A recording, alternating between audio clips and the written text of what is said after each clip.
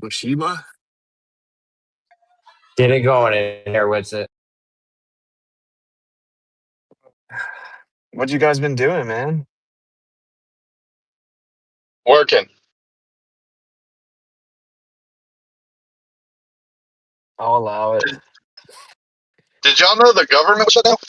Yeah, because I noticed that the skies were super clear. I was going to watch the Blue Angels this weekend, and they said they canceled it because the government shut down. Oh, that's where the planes fly? Yeah. Yeah, I guess it's been shut down for a while, right? How long has that been a thing? I didn't even know. I found out. Well, I knew it had shut down, but I didn't know it was still shut down. I found out today when they canceled the Blue Angel. I was like, because it screws up my weekend. I was like, I didn't know it was shut down. It's been close to a month almost. Because I'm disabled and I get that. I get benefits. And so I've been watching it kind of close, man. I tell you what though, if I don't get my damn food stamps, I'm robbing the store first thing. Have y'all heard that? Everyone's start robbing because they don't get the food stamps. That's crazy. You know what the government should do is start handing out seeds. To start, make people do their own thing. Yeah, for sure. Seeds take a while to grow, don't they? Yeah, I guess that would be the discipline part. You have to start filling. Right, start filling. Yeah, do a long fast. So yeah, I guess it's been 29 days. 29 days, 15 hours, 42 minutes, and 31 seconds. The Democrats have shut down the government countdown on the White House website. That's wild. But real quick, like a cartoon. Yeah, talking about the Blue Angels, I got to fly in the Fat Albert. I became like a pseudo astronaut because they did the drop where you 0 G's for 7 seconds. So my hair. Yeah, we went and saw them a couple months ago in Pensacola, and we were on the boat and on the Gulf side. They flew right over us. Fat Albert at the end of the show flew right over us and went vertical. Like that sucker is bad. The other thing was the Red Bull helicopter doing loop-de-loops was crazy.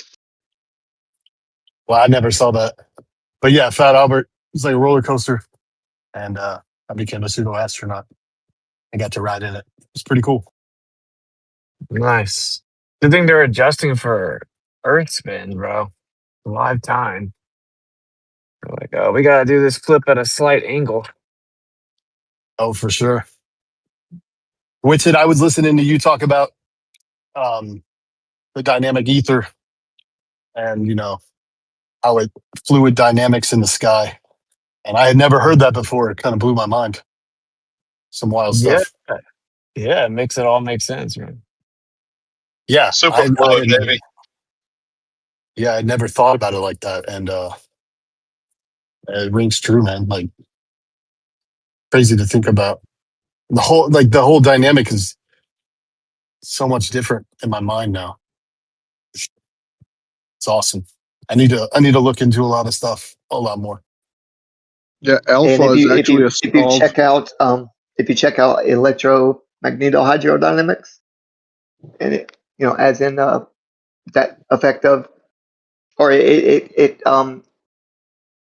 it's got room for the magnetic side, right, of the hydrodynamics. But I just want to say that, check into that too, man. Cool, for sure. Thank you. Yeah, alpha.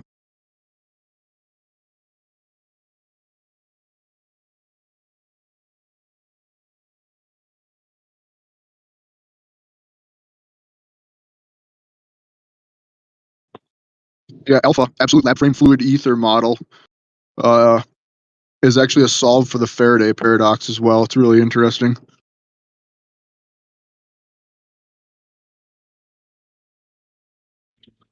I think ether is a stage of superfluid, and super solid is the actual firmament that we talk about, or would be the container part.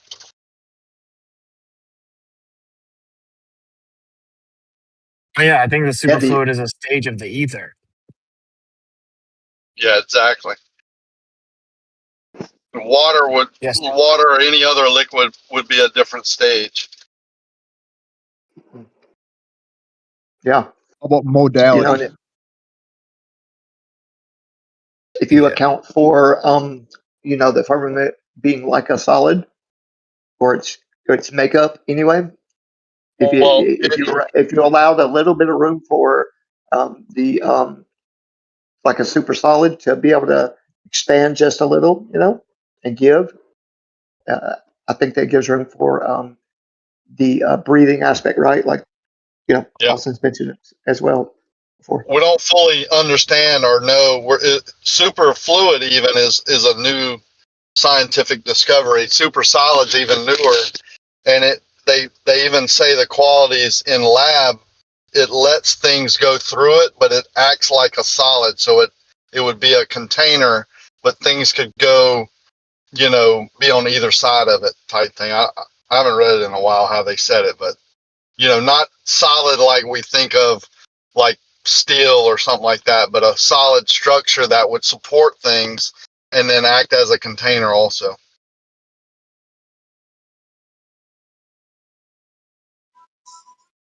The Yeah, I'm on the base fence with that. membrane of the universe. What's up? The base membrane of the. Mm. So superfluid makes a lot of sense as like the base medium of quote unquote space, right? Because it has no viscosity. So everything could just move around with no resistance or whatever. I think that there are layers of stuff in the sky, right? I think that there's plasma in the sky. I think, which is like ionized gas, quote unquote. I don't know if it's the same modality as like here, but maybe, because one thing's for sure, in my opinion, is that like everything that's moving up there is electric and magnetic in nature, all of it.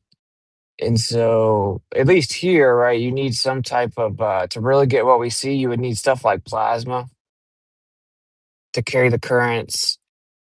And, even if you have a weak magnetic field in plasma, it can spin super, super fast, the plasma can, even if the field's super weak. And so, this would explain like the galaxy rotations and stuff like that. So, yeah.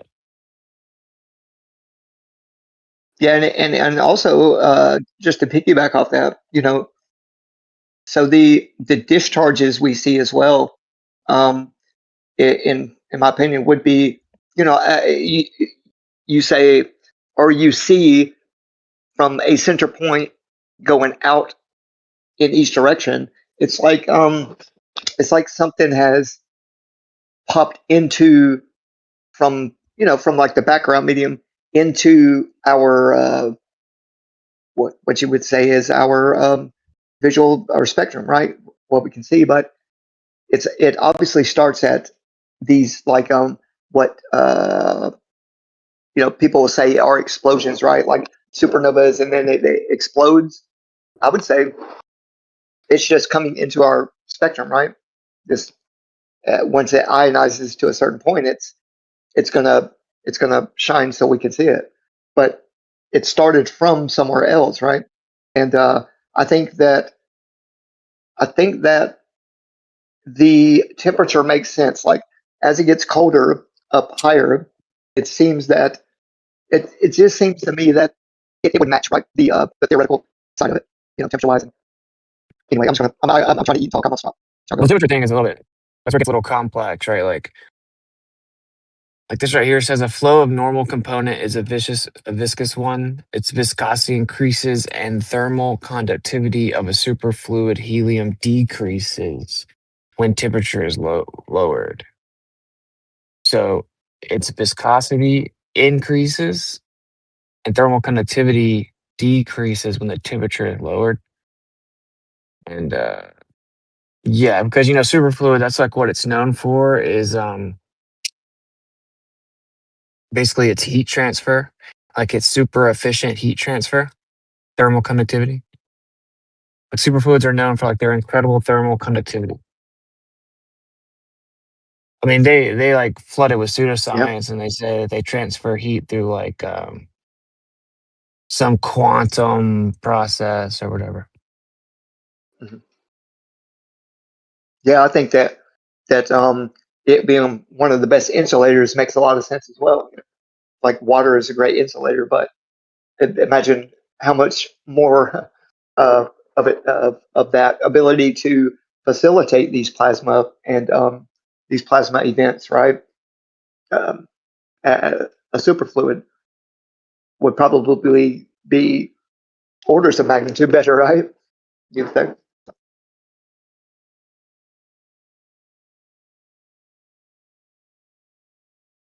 Slight change of topic, but with it, how would you explain spectroscopy? Like, what are your views on it telling what the composition of celestial objects are? You know, what the claim to do that? Do you believe that claim? Wait, do I believe in what claim? They can tell the composition of celestial objects by using spectroscopy. No, I don't believe that. So, Yeah, like, because I that's think that. Sorry, good. I was going to say that just feeds into the. They're trying to stuff it into the materialistic realm, right? Yeah, yeah, but like, so this is what I actually think, right? Like, if you look at, we talked about Walter Russell something yesterday. He created this like octave periodic elements, right, chart, and it's like all based on, it's like music based. It's all based on sound and vibration, which makes perfect sense. And his chart shows that there would be a significantly lighter form of hydrogen that hasn't been discovered yet. And so that could be in quote unquote space. And so it would possibly have somewhat similar spectroscopic, whatever characteristics, but it wouldn't be exactly the same. And that also wouldn't be like anything that we observe in the material realm, right? So it would just be much, much lighter. And to me, that kind of makes sense. Like, as you get up higher towards the heavens or the layers of the heavens, then, the vibration increases. Like, this is just speculation, right? But my idea is that in order to get higher, you have to have a higher vibration in heaven and in the heavens, right? So if that was true, it would make perfect sense that the the medium could potentially be like a lighter, higher vibration form of hydrogen, for example, and or helium. And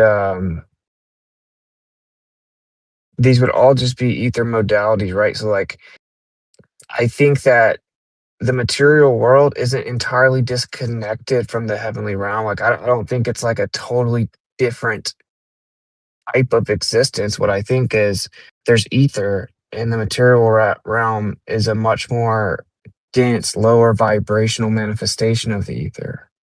And as you get, this is such speculation, bro. I have no idea. But if you were to get to heaven, or even just the higher layers of the heavens, it's going to be closer and closer and closer to that primary state of the ether, right? It's going to be higher and higher vibrationally. Um, if you start with primary state of ether, and then you go the next step, next step, next step, you're going to have to go lots of steps to get to the material world. And say so of those first few steps would be just like much higher vibrations. I don't know if any of that's right, obviously. It's just an idea, but Yeah, I like that speculation. So the primary state of ether would be orders of magnitude higher vibration than what we are now, and then heaven is well, the surpassed. the actual primary state of ether would be stillness. So it would actually be no vibration. And then like ether itself, like the primary state's inertial, like true rest, true stillness. And then it gets excited and it becomes these different modalities that we see, different types of matter, energy, whatever. And I'm just saying, like, one of the first stages or modalities would be like higher vibrational state. And then you would get like more density and lower vibration further and further away from the primary state. And I think that the material realm falls more in that area of the spectrum. So I say this because in that scenario, if you were to look up and try to do spectroscopy, which has many problems, but astronomical spectroscopy has lots of problems. But I'm just saying there could be something similar to, like, say, hydrogen up above us, for sure, right? And I don't know. It just gets interesting because when you're talking about the idea of superfluid, we really kind of talk about helium usually. Superfluid helium is what we mess with on Earth. I guess the necessary implication would be there would be a superfluid state of almost every element, though. I don't know why there wouldn't be. Has helium been the only element that we've been able to manipulate into superfluid or whatever? If I may, if or after you go, Austin, I'll Go ahead. my view.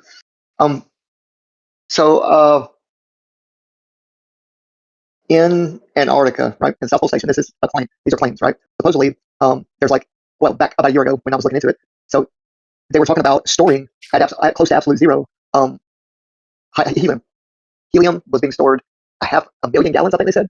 So NASA is one of the bigger purchasers of hydrogen and helium, right? More or less helium. But I kept thinking to myself, like, why are they?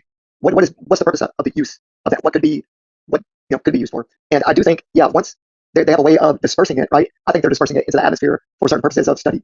But it would be at lower, really low temperatures. You're going to be closer to a stillness, right? Or the idea of stillness. And I just wanted to say that to maybe pique people's interest to ask about that or look into it more. But also the middle of a magnet where the north polarity would separate from the southern polarity. I think at the center of the magnet, if you get super close, it would be really still. It's just my thoughts. And the reason I say that is if you have an absolute center, and then coming out of that center naturally would be these things we can measure, the magnetic output. So I think that would be the closest here on this Earth we could get to absolute stillness, would be the center of the magnet, right? Some people call it like black holes, or I don't know, but that's just my look on that, right? Anyway, I'll leave there. More specific to what he's asking, the answer is no. Like, it's not just helium. I just googled it, but I had to walk in the store. But it says no, helium is not the only element that's been observed as a superfluid. Recent experiments have also confirmed superfluidity in clusters of molecular hydrogen. What do you know? What do you know? Says additionally, scientists believe a bunch of pseudoscience. It says believe that extreme conditions within neutron stars create a superfluid state for the neutrons in their core. That's convenient. So for a long time, helium was considered unique because it is the only element that remains a liquid at atmospheric pressure as the temperature approaches absolute zero. All other elements solidify before reaching the temperatures required for superfluidity. Both of helium's isotopes, helium-4 and the rare helium-3, can become superfluids, but at different temperatures. Unlike helium, hydrogen normally solidifies at low temperatures. However, scientists have overcome this obstacle by creating and cooling small clusters of molecular hydrogen. So it says in 2000, researchers at the Max Planck Institute reported evidence of superfluid properties in molecular parahydrogen droplets cooled to 0.15 Kelvin. More definitive experimental evidence was published in 2025, confirming a superfluid phase in hydrogen clusters cooled to 0.4 Kelvin. This was done by observing the quantum behavior of methane molecules embedded inside the clusters. Well, okay, there you go. Helium and hydrogen, which kind of makes sense. So which are just the lighter modalities. Like I've heard, I think it was actually Steve Young. He was talking about this idea that he thinks that basically hydrogen is the ether. And I don't know exactly what he means by this, but if he means that like the lighter, higher version of hydrogen is closer to the primary state of ether, then I would agree with that. And that's what I think it is. And you see that what's happening is you're just these like humans are getting in a lab and they just have to tinker with stuff just the right way, manipulating the pressure and temperature environments, etc., and like isolating certain states of hydrogen before they're able to attain superfluidity. So like what that shows you is we're just like scratching the surface of what can actually exist. So we're like talking about the creator and what he right? Like, obviously, it's pretty limitless. We clearly don't know much about even just like the elements. So, yeah. Yep. I like that.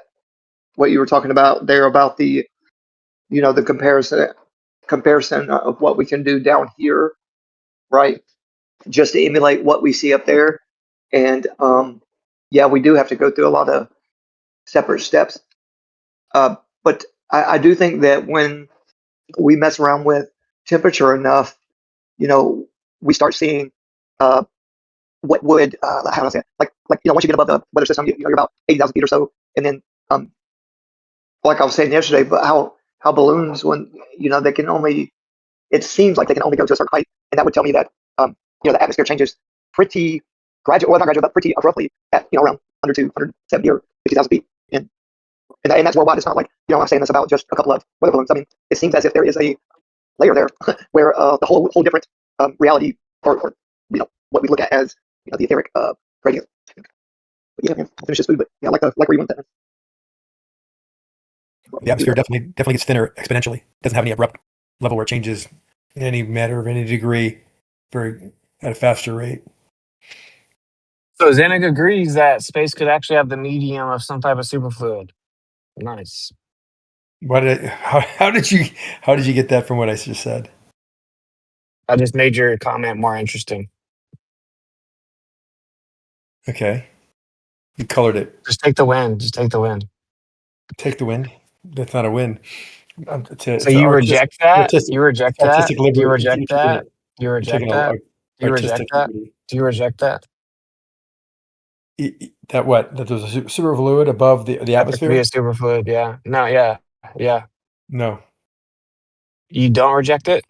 I do. I reject it. Yes. Oh wow. Oh no. You need someone in a lab coat to tell you that it's true?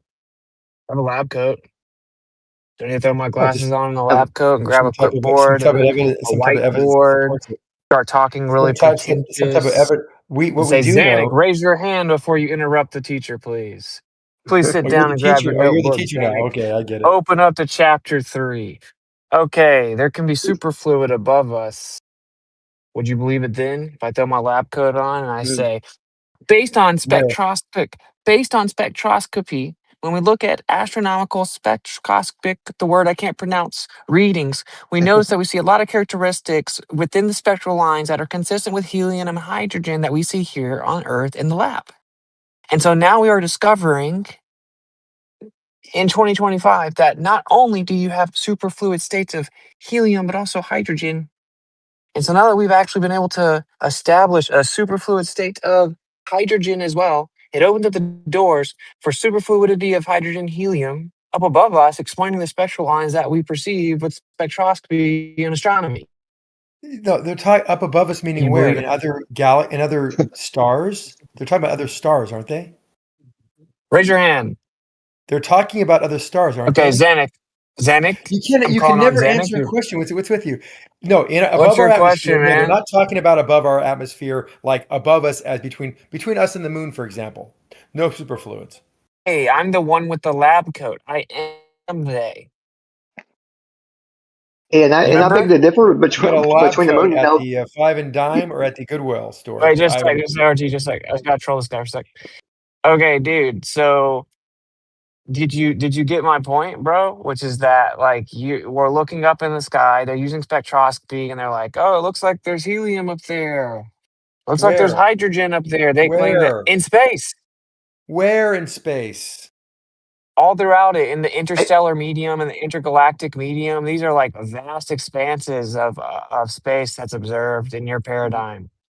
Do you know what that is? Have you ever heard of the ISM? Yes, I did. But you made it sound like the prior speaker was talking about our atmosphere and how balloons can only go 80,000 feet, which is not true. They can go. We're not talking about prior speakers. But he says that he seems like the atmosphere has an abrupt. This is why you can't interject. I made the comment. That atmosphere. Can I just speak and finish a sentence ever? So yeah, I guess I'll allow it. The atmosphere. Oh my God, you are unbelievable. So the atmosphere goes you, down in pressure, in density, exponentially. I'll get it out eventually. And you do the same thing with everybody you speak to. It's not just me. Everybody you talk to you have the same problem. Check yourself, man. You got a blind That's spot. not true. Seriously, Dude, you got I a blind never do spot. this. Witsit. I never do Come this. on. I'm trolling you. I'm trolling you because No, it's I'm not only going trolling. to It's be on this call for a obnoxious. few minutes. Trolling can Stop, be dude. funny. This is obnoxious. Stop it. I thought it was funny that you're getting so Not triggered. funny. You That's why think it's a lot of funny. things funny. That's probably not funny.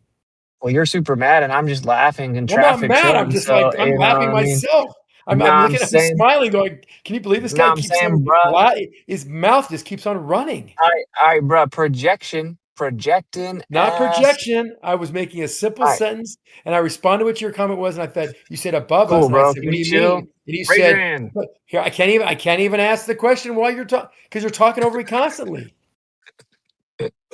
No, I So I was said trying to above respond. us, and here you go again. As soon as my mouth opens, yours fucking instantly follows. It's It's the other way amazing. around. It's the other way It's La la around, la not. la man. la la. Notice that I'm talking right now and you're going to interrupt. So, no, bro, I don't know what you're talking about. You're deflecting to what other people are doing. I was trolling you because your behavior was so obnoxious last night. I was just trolling you, but like, you're not addressing it specifically within your own paradigm. There's something called the interstellar medium. There's also the intergalactic medium. And mind you, this is not like it's been a part of the model the entire time. This has been a reluctant admission and revision to the mainstream paradigm over time, and now acknowledge that there's vast expanses of a medium, right? And they claim it's a different composition of gases. They claim it's significantly more tenuous than, say, the atmospheric composition of gases on Earth, but that it does, in fact, exist. And again, this is revision of the model, right? And my point being here that if we were to, say, look at the sky using spectroscopy, which is what the guy's question was, this is what started the topic. And he asked if I buy that, if I believe it or whatever. I said, no, not really. I don't. But I will say that if there was something acting like a superfluid, a different modality of hydrogen and helium than we observe here on Earth, you would get similar spectral readings. And so it could be a modality, right? Version of state of hydrogen helium that we don't regularly observe on Earth or haven't discovered yet on Earth, like Walter Russell's octave chart would predict a much lighter, higher vibrational state of hydrogen, for example. And that could be in the sky. It could serve as a medium in quote unquote space. Then it would be ionized, giving you a plasma state, and then giving you a mechanism for all kinds of galactic observations like rotational speeds, etc. And my question for you is simply, you acknowledge it is possible that something like a superfluid state of hydrogen and or helium in space could be in space, even within your own paradigm? Intergalactically, interstellarly, yes, not above our atmosphere between us and the moon, for example. You didn't answer the question that I asked initially, which was, what are you talking about? Because it was based on the other speaker's comment of the atmosphere seemingly coming to a rapid change at some point, which I commented, no, it doesn't. It exponentially changes to be less and less dense as you get into space. And then there was no chance of, and there has been no readings or any kind of measurements of any kind of superfluids above us between us and anywhere in the solar system. Well, how do you know that? Because what would the readings of superfluid be like? Because um, what would be the difference in the spectral lines of superfluid hydrogen and then just your regular hydrogen? Probably nothing detectable. Right. So how could you then state confidently that that it isn't there because it hasn't been observed? Because we haven't measured any hydrogen and I'll helium answer when you're done. in appreciable amounts throughout our solar system.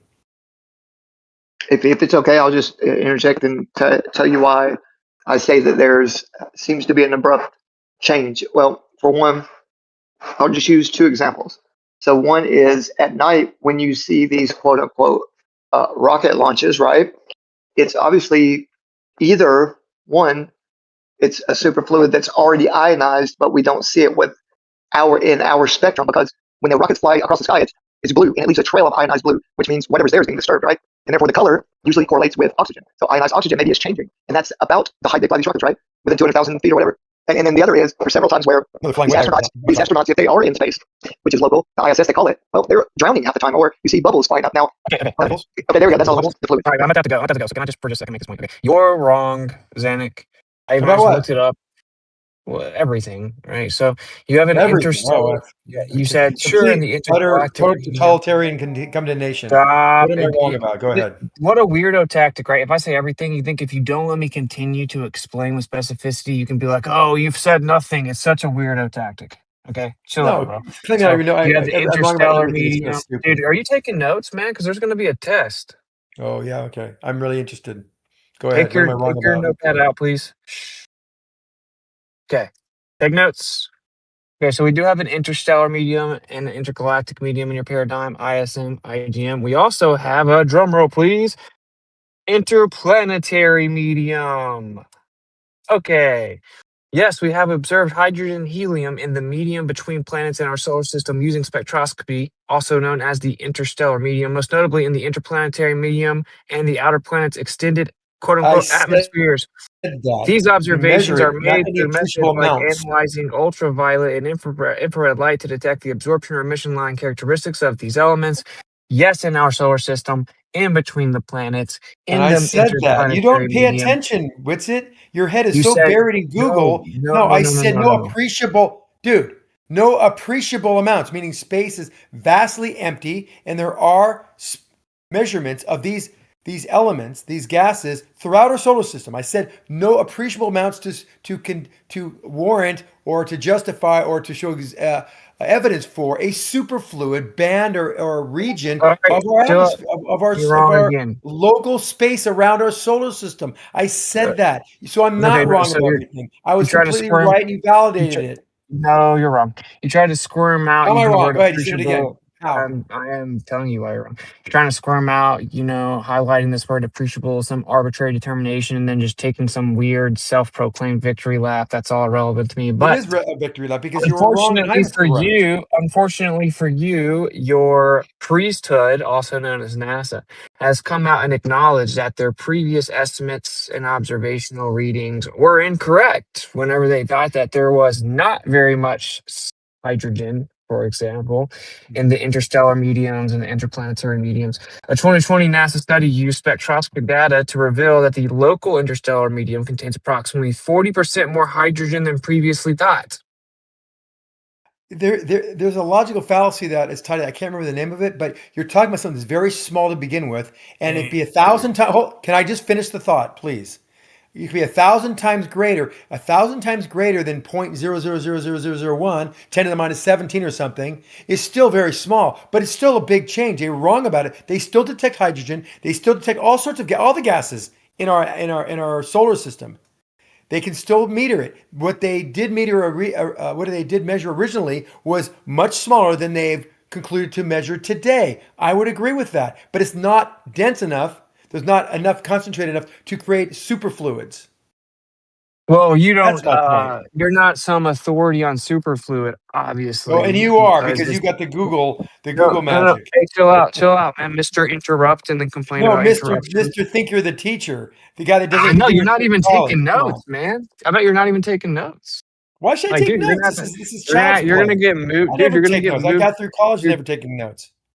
You're gonna get moved, dude. College is like Oh yeah, college laughably is stupid. It's elementary. lame. Yeah, dude. Please stop Dude, bragging about doing I've good in made a college. living learning things without taking Anyone, notes. All right. dude. Anyone that's I've had good successful at careers in school. technology without taking Hey, notes. Zanick, stop All right. interrupting. You should You're hear nothing. You're a yourself guy in a talk. fucking you're a guy just spouting nonsense. You know nothing about anything. Look, You have so a now you Google just as your tool. evolved into Good for nonsense. you. You have a good memory. Dude, You like to you can care dude, what are you you can doing, talk man? for hours. I commend you, but you You're don't just know a lot of Zanick, things that you if think you you don't know. want to be Dude, you're a guy that interrupted, thinks the earth is stop flat. Enough said. interrupting him.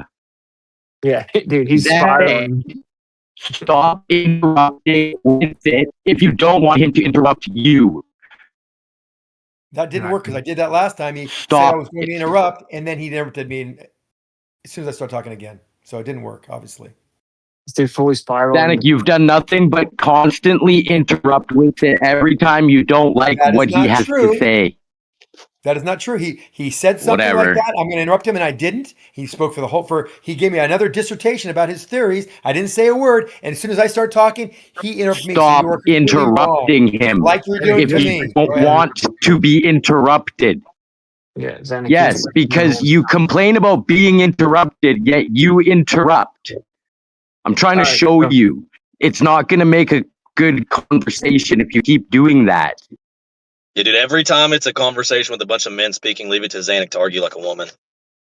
Yeah, I mean, Listen, if you were here, I'd why bitch slap you for Hey, that Zanick, comment. okay, buddy, you need to move to the front of the class. Okay, raise your hand, and I'll call on you whenever it's your turn to speak. Okay, I need you to take notes. There will be a test. All right, now this is the thing. You're making all kinds of claims, like you're some type of authority on superfluid. Admittedly, we don't understand superfluid much at all, right?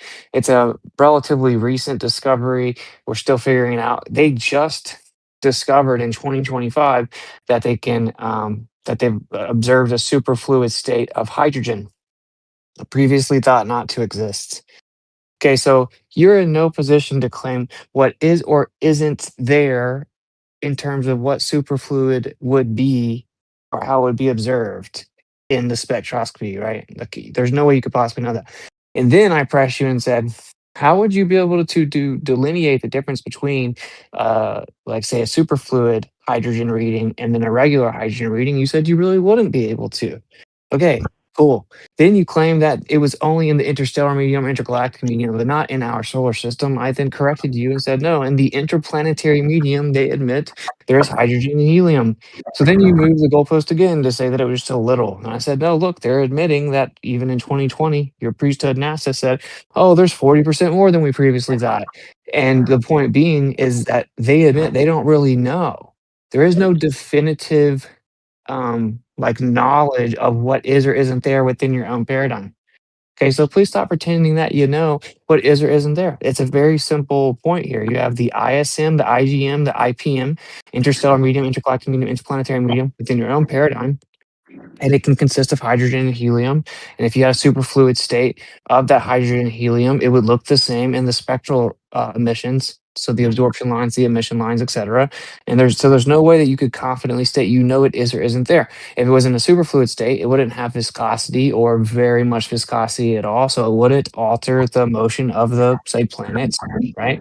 So it is obviously on the table as viable. And admittedly, in your own paradigm, they aren't confident. They're obviously somewhat inept, right? Let's phrase it this way. I'll land the plane here. The information in the current state of the model or theory is presented with illusory confidence, right? And it's overstated in terms of confidence by people like yourself when they're coming around making major corrections over and over as to the overall composition of the medium of the solar system. So you don't know. No, I do know. Now can I speak now?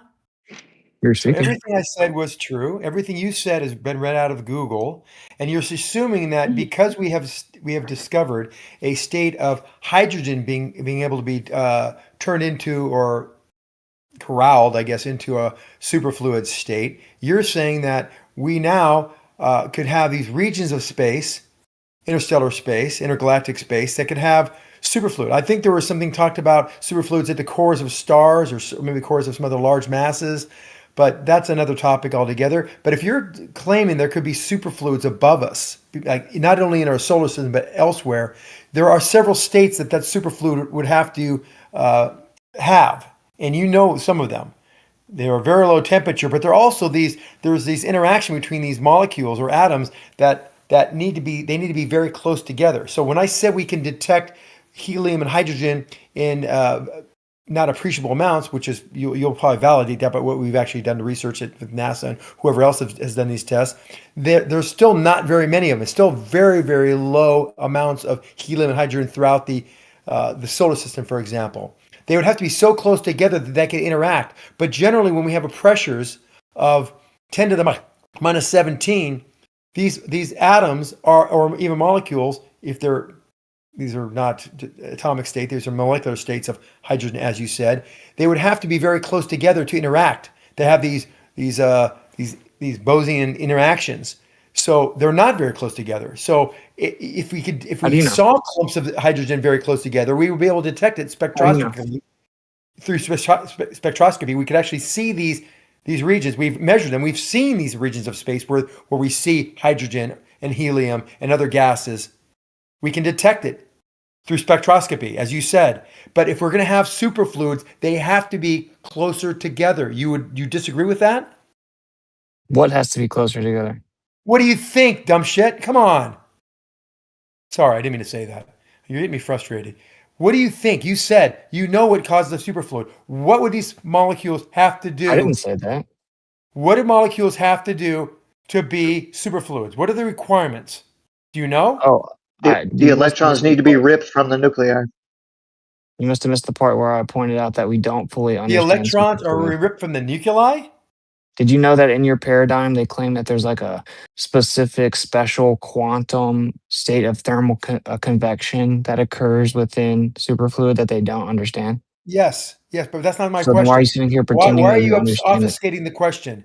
What is the That's requirement of the superfluid for these molecules or atoms? what's required. Yes, That's a super vague question. it's not a vague question. Give me a requirement of it, what it takes for these atoms to be a superfluid. Do you know the three of them? Basically, probably two or three. But give me one. It has to be super cold. Well, obviously. What else? um, The most you got important, well, the most important. which is How about relates you to just give why them I to said us, what I Zanick? said. That would make for a better conversation. I think the oscillation needs to be really slowed down No. There's a key at, point here at low temperatures. is okay. I got the kill temperature. We all agree to that. Yes, Witsit, what is and the requirement? oscillations. Which is required for Can you just these give us the atoms and requirements, molecules? please, Zanick? Don't Because talk, there's please. other people here that Can want I just ask the to question again? Because know. obviously you're not answering it. Just don't talk over me. Let me get the sentence out. Thank you. Yeah, So, Witsit, Zanick, what is stop it. required of this cool environment for these gases, atoms, molecules, etc., to Um, to behave as a hey, superfluid? There's a very important point here that will kind of segue into why you're so hey, wrong about the conclusion of what I said about what's happening in our solar Janet, system. hey, buddy, So go ahead. I And don't our come, I detection don't of these come, gases. What is the come requirement? here, What's it? Janet. Listen, I don't come here much, Zanuck, and this is a really bad look, bro, for this platform. If you're wanting to say something, please say it. I said. So Please, what is the requirement? can you And tell I us, already please? said the answer. You didn't even pick up on it. What kind I of already density said would the you need? What is these particles? Okay, I'll give you the answer. The particles have to be close enough together to interact and form this collective quantum state. You know this, right? So you went on this big spiral pretending that you're teaching when all my I questions, you am said teaching. You they didn't stop know. interrupting. You said they have to be really close together. It's such a goofy comment when we're talking about the interplanetary medium and your paradigm. They have to be really close together. And then you have the audacity to pretend that it's because somehow I'm stupid because You your are. comment is so in mind-blowingly If you vague. if, Dude, if you went out, they if have you to be check, really close together. Hey, Mike, what was my point again? It was like, oh, hey, could you actually confidently claim to know that there wasn't a superfluid form of hydrogen helium in these spectroscopy readings whenever the spectral absorption and emission lines would be basically the same? You said yes, no, and then you said no, that you wouldn't be able to tell the difference. And then you yes, you said, can't tell but the we know difference. it's not there because they would have to be really close together. It's the Yes, stupidest there you comment go. ever. So So you're if what putting you're two and two trying together. I to say, appreciate that. no, it was stupid. So if what you're trying to It's not say stupid. is, You can detect. Okay, can you not detect hydrogen and helium in gases through spectral analysis from telescopes, radio telescopes, etc.? Can you not detect that? well, you think you can. I think that you They can okay. Well, just, you said you're going on mainstream science, so we're building on that. Yes, they can detect it through spectroscopy. We all know that that's a technology that allows us to do this. Yes, they detect these gases. If they were clumped together and they were close enough and they were concentrated, we wouldn't be able to detect any difference between the superfluid and the actual free gases that are moving around the solar system. But we do know if they're going to be a superfluid, Witsit, they're going to have to be close together so that they can interact and have this quantum interaction that gives it the qualities of a superfluid, i.e., no zero viscosity, etc. So you think you know some things, you just don't. and you're trying to get, here you go, cherry picking again, like we talked about yesterday, and you're doing it again in this particular topic. Everything you talk about is you You sound like such a regurgitate things girl correctly right from the now. web, and then you Dude, mistake. now you're saying everything he talks about. You can't make a claim Yes, like everything. that, Zanick. You're being pedantic at this point, okay? Well, no, Just what's so pedantic. funny? What's so funny is that yesterday when you brought up cherry picking, you couldn't give one example, and the one that you stumbled through, you got absolutely MJ'd from the free throw line effortlessly because it wasn't cherry picking. You didn't even know the definition of cherry picking. You then tried to pretend that both Newtonian, Einstein, and gravity could simultaneously be true, though they make antithetical claims violating They the law of can. You're being non-contradiction. pedantic You about the started definition. around for 30 minutes before eventually conceding that, of course, they can't both be true, and then you started using the pragmatic fallacy. I wanted to give it to you so we can Why move would you on. invoke that conversation when you just got absolutely decimated? We can go Oh back to God, this conversation, your which ego was your ego is that pretty freaking inflated. Witsit, I have to tell you, and I think it's everybody nothing to do would with agree. being inflated. It's just that you It's you inflated. weren't No, good they at both can defending be your position. true. One is more accurate than the other. That I don't go down that rat hole again. Zanick, you realize I I don't have gave to it to be you because like I don't want to talk. It was super. pedantic to talk Dude, about it. stop. Zanick, you realize I don't have to It be was some super pedantic to talk genius. about it. So that's why Listen, I said Zanick, that. you All right, realize I never don't mind. have You to know be what? some. You're a useless person to talk to. It's Realize, unbelievable. dude. Well, I think if we Anyway, polled the you can room, they believe would you're say super that Then flexible, leave, asking Smith. you Zanick. is Have a good day. useless. Have a nice day.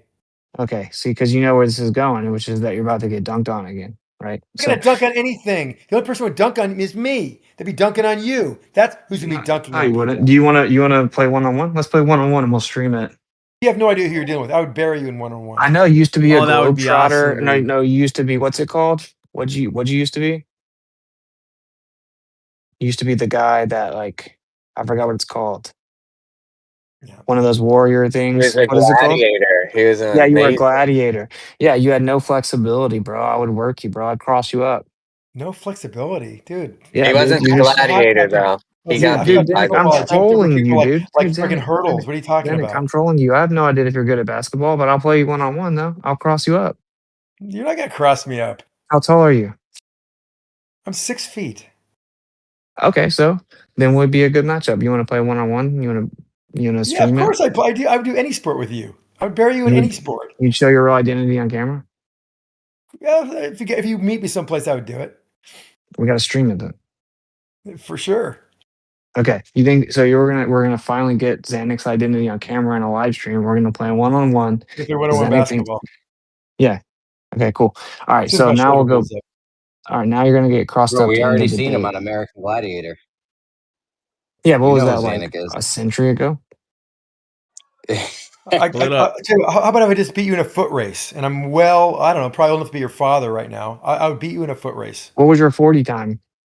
When I was playing football, 4.3. Yeah, you did not run a 4.3, Absolutely, dude. dude. Why do you say I stuff went like to the that? Olympics. I went to the Oh, Olympic Zanick trials. was the fastest human on earth. No, How blessed we are to be in your I presence. Hold on, I beat Daryl Green. Wait I up, beat don't forget Daryl to Green, the world's fastest guy in football. I beat him in a foot race with a running start. Bro, hold up. Did this man just say he ran a 4.3, dog? Yes, dude. Yes, He I did. I ran said he ran a 4.4 in high here. school. 4.3. Get out of 4.4 in here. high That is school. The record next still level fast. stands even today. Stop it. The record Stop it. You know still what? You can stands doubt me all you today. want, dude. You were So, freaking so the smoking crack. fastest 40 time in the NFL Combine this year was like 4.28. No, it And wasn't. this guy's No, it wasn't. 4.22. I just have to no. jump This in year and was say I 4.28. seen I Show Speed, who's one of the fastest runners out there, I would bury had to Speed. do I a would be in my 40 prime. I would in make him look silly. 4.9. I would. He did it in No, gosh. 4.9. You're I saying ran you're 4.9 faster than as a that kid? 50-year. A I ran 4.9 is super slow, 4.75 bro. I ran You're 4.75 hilarious, as a Zanick. 50-year-old. Dude, As a 4.3 50-year-old. is literally like elite top tier of NFL, Yes, I which was is a elite. freaking I was top an elite tier. sprinter. Yes, I was an elite sprinter. All right, Bro, buddy. 4.3 is What happened? I ran insanely against Carl. fast. I ran Dude, against Carl Zanick, Lewis. aren't you white? I ran against Carl Lewis, Calvin Smith, Marty Zanick, Cooley. aren't you These are the white? world's greats. I was in Aren't that. you white? I wasn't gonna be a sprinter Zanick, as are an you elite sprinter, white? but I was in that realm. I could be in a race with these guys Are and you not How did you Caucasian? end up here? What? I just want to know if you're Caucasian. I am Caucasian. Okay, you're not running a 4.3, bro. Let's just Oh be real. yeah, that's what they called me, the Great White Hope back in the day. No one called you that. They All right, did. Do you so like to just fantasize about yourself He in a said room full nobody of men, called me dude? It's that. I have. God. You know what's great about track? You know what's about track is that the marks live on forever, and they're in newspapers, they're on freaking pictures, they're on Okay, photography, drop on some evidence that plates. you ran a Yes. 4.3, dude. The fastest the 40 in the NFL Combine this year was 4.28. I think the record's like 4.21, No, and but this is like these aren't world class sprinters. mind-blowingly fast, bro. I ran What? against Daryl. Would you agree that Daryl Green was the fastest, one of the I've fastest never heard of him, football man. players? I wasn't So alive in the we 50s. when we ran a relay together, we were neck and neck for the entire 100 meters. I think actually he was Okay. faster than he was, but After that's what Zanick runs after so, Zanick runs like the whole thing, he gets out all his mathematics and he's like, "Well, you got to calculate it in the time dilation." So technically, I did win because of time no, dilation. I'm You don't just even saying know. 4.3 and 4.4 are pretty I ran a common 4.3 when for you fast correct the guys, relativistic time in dilation. track. Anybody running a 10.5 100 meters, which I ran, No, not a Zanuck, 10 I believe you. flat, I believe you. I believe you, are bro. running about a Yeah. 4.3 to 4.4, 4.3, Yeah. Yeah. 4.3 Yeah. 40 yard dash, by the way. Yeah, I believe you, bro. You ran a time dilated 4.3. I believe you. All right. So if we go back to this topic real fast, right? I Like, qualified for the Olympic trials in the 200 meters. Do you know what it takes to do that? When you run that In fast, what you have to year? be able to run no, at least a 4.3. You I don't have to. care. I All don't right. No, care. you're just ignorant about sports in general. Ignorant? No, I just said I'd cross You're you up and ignorant. I'd beat you one on one, bro. You Like, won't beat me one you on one. seem like How you about a foot wouldn't race? be able You want to to race me? How control about a foot yourself. race for some money? I'll bet you money on a foot race. Well, why are you And already I'm running old. away from the I'm old enough to one-on-one? be your father, and I will beat you in a foot race even Well, today. I don't claim to be like super fast. I ran like You a don't have to be. I mean, 4.6. look, you're 30 years younger. I can still beat you. You're 30 years 63 younger. years old. What? You're 63 years old. I'm older than that. You're older than 63. And I'll beat you in a foot race. Now put your money on it. And you want You're to be older than embarrassed? Race 63. me. Man, Wait, Race Zanick, me. you're pretty sharp for older than 63, bro. you're older than 63 years Yes. old. Bro, he was on American Gladiators in the 80s, bro. Or was that the 90s? It's in the 90s. What were you like, And 30 even something on today, American I can still Gladiators? work you at my age. And you can say, well, Okay.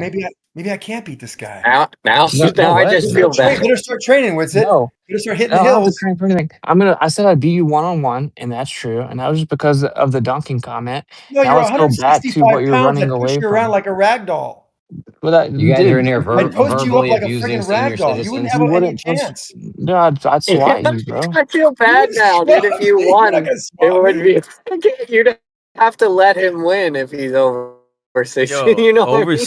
You would 63, have he's to let me. classified as a senior citizen and I be know elderly that abuse. would be a bad look to beat him. Yeah. You would have no way of actually winning anything by doing that. You had everything to lose and nothing to gain.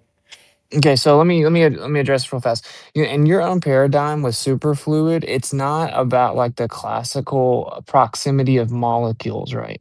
Like they Oh, admittedly is it? don't understand. No, no, stop interrupting. I'm Don't going they to have to teach you, interact? like always. So in your own paradigm, it's admitted that they don't fully understand superfluid, and it's some type of quantum effect. They claim that the like constituent parts of the superfluid overlap. They don't have classical spacing. Like that, Superposition? Are you they talking claim superposition? they claim that the constituent particles overlap.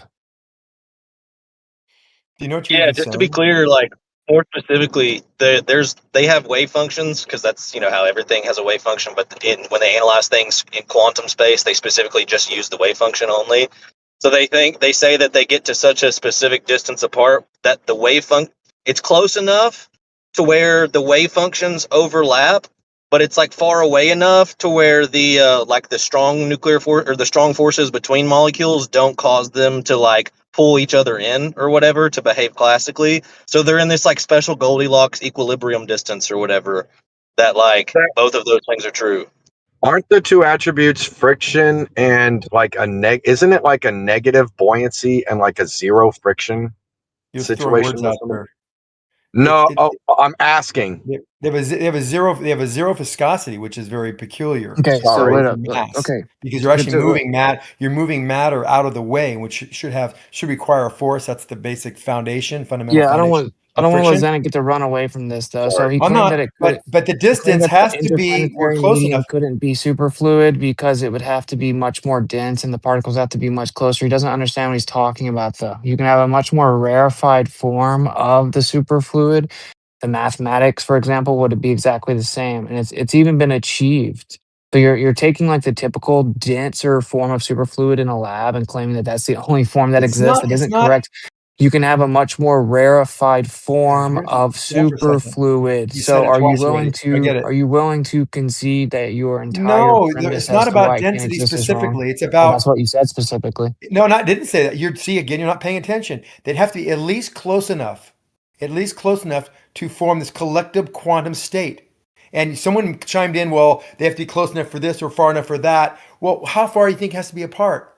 These atoms or molecules that we see in space that we can actually detect through spectroscopy don't show clouds, dense clouds, dense enough to where these things are meters apart or a meter or inches apart. We're talking these things have to be pretty close together, relatively close together, so they can interact with each other. Now, you tell me what the distances between these atoms for them to be able to interact. In the lab, they're Well, incredibly close. I'm gonna We're keep talking on about teaching you here. Don't worry. gases. So in your paradigm within spectroscopy, it has to do with like light scattering. And so you reify the intersection of the oscillating electric and magnetic field and you call it a physical particle of light, which is super, super dumb, but a massless particle, whatever that Super means, dumb. right? Yeah, you're so smart, and these people that talk about what light is, you know more than they do.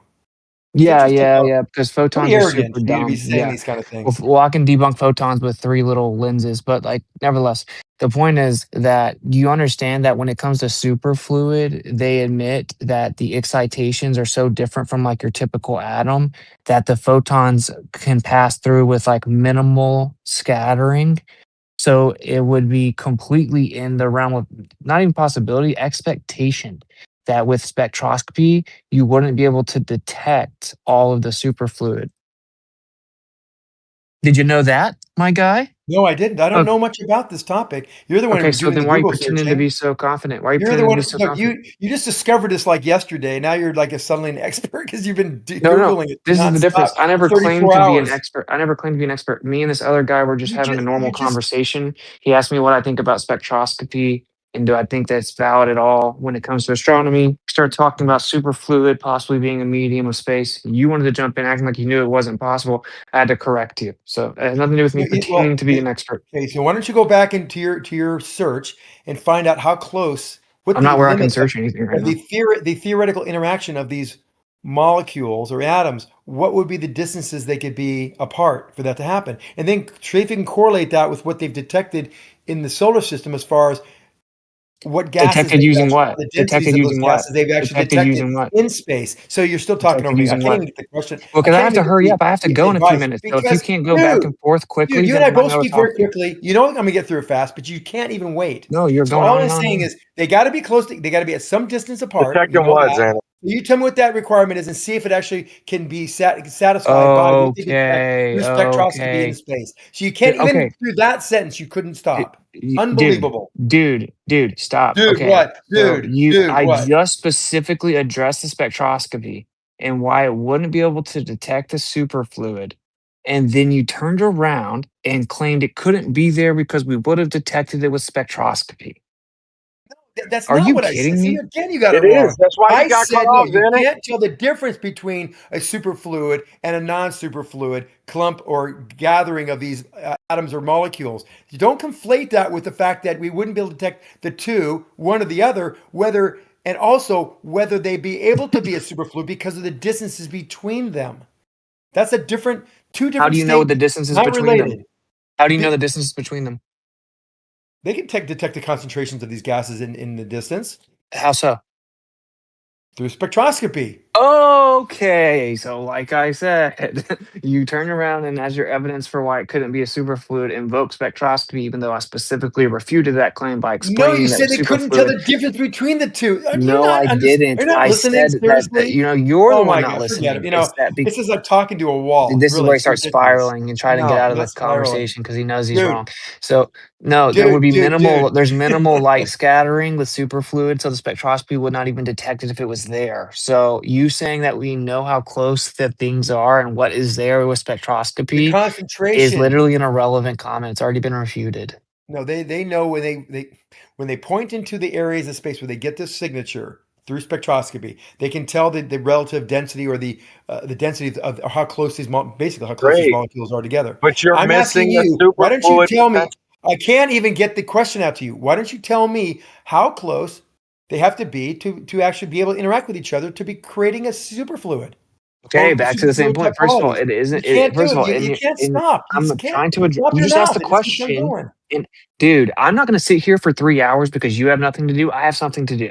So if you want to Go pretend do to be an that. You know what? adult, you want to We're pretend to not be an going adult, anywhere. and I'll Let's mute just you. agree to At this point, I'm disagree. just going to mute I'm going you. to Stop bow out interrupting because me. this is getting Stop interrupting futile. me. Okay. No, you're trying Sorry. to bow out because you know you're about to get I'm exposed. bowing out because you're just impossible to talk Okay, to. cool. Bow out. Bow out then. Bow out. All right. Thank you. It's I bet you interesting. don't. I bet you still I interrupt. heard Stop. I Stop. heard Zanick's. Okay, can I just say this real quick? Because I do have to go. Okay, so again, it isn't in your own paradigm. It isn't this the same as like the typical atoms are close to each other. It isn't the same when it comes to superfluid. They claim that that they overlap. Okay. Secondly, you wouldn't be able to detect them because in your paradigm they would call it like a ground state, and that spectroscopy doesn't detect things when they're in a ground state. They only detect excited states or like ionization, so you wouldn't be able to detect these in the spectral lines, the absorption and emission lines, because they would have minimal scattering in ground states that are overlapping. What that means is there could be an entire continuous medium of superfluid, and if you used your spectroscopy, you wouldn't be able to detect it. Yeah, I heard that like 4 times this weird, and Zanick tried to just kind of act like you said half of that, then deny it, but not really go over why we should believe his I denial. acknowledge it. Good information. Good discussion. I'm interested in what you come up with in the future. So you discussion. agree that the superfluid can't be detected with spectroscopy, Zanick? Because I'm No, confused at what your position the is. densities that they can detect in space would preclude it from being a superfluid. That's my position. I could be wrong, but I think they have to be somewhat That close together. wasn't the Not question. I close don't together. Like, understand. hold on, there has to be close enough. Close No, enough. Hold on, close enough together so there's. that it can and have this quantum interaction. That's all I'm going to say about that. You can I'm take not what I from asked that what you. you Let me want. ask the Bye. question again because it's like you're unwilling to take a stance. Just say you don't know, Zanick, if you don't know. Stop going no, but yes. Not making any sense, man. Right now, we'll just be like, Witsit is telling true information because Zanick isn't willing to calmly say no to it. Okay, cool. Thank Well, yeah, he's just uncomfortable with the fact that space may be superfluid and that he has no way to claim that isn't the case. you. Right, and then he wants to talk about the what was the word I was going to bang on because he didn't say density, temperature, something about the first thing he said about their attributes of this material, and it's like they're getting the don't they get the vibration off of the spectroscopy, like the frequency, like the light emitting, which I see as vibration, like the frequency, the different vibrational wavelength of the light. The term he used, oh, Zanick, man, if you're so it's like you make me so thirsty to want to learn from you, since you're so confident when you do this shit.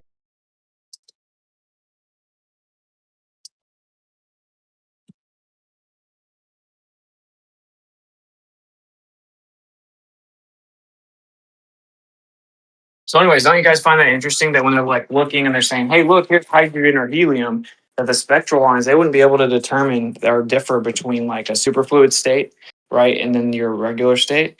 And then so that's just like the times that they can actually detect some of what's there, because Right. if especially if you have an etheric framework, you have the primary state and then you have excitations that change that state.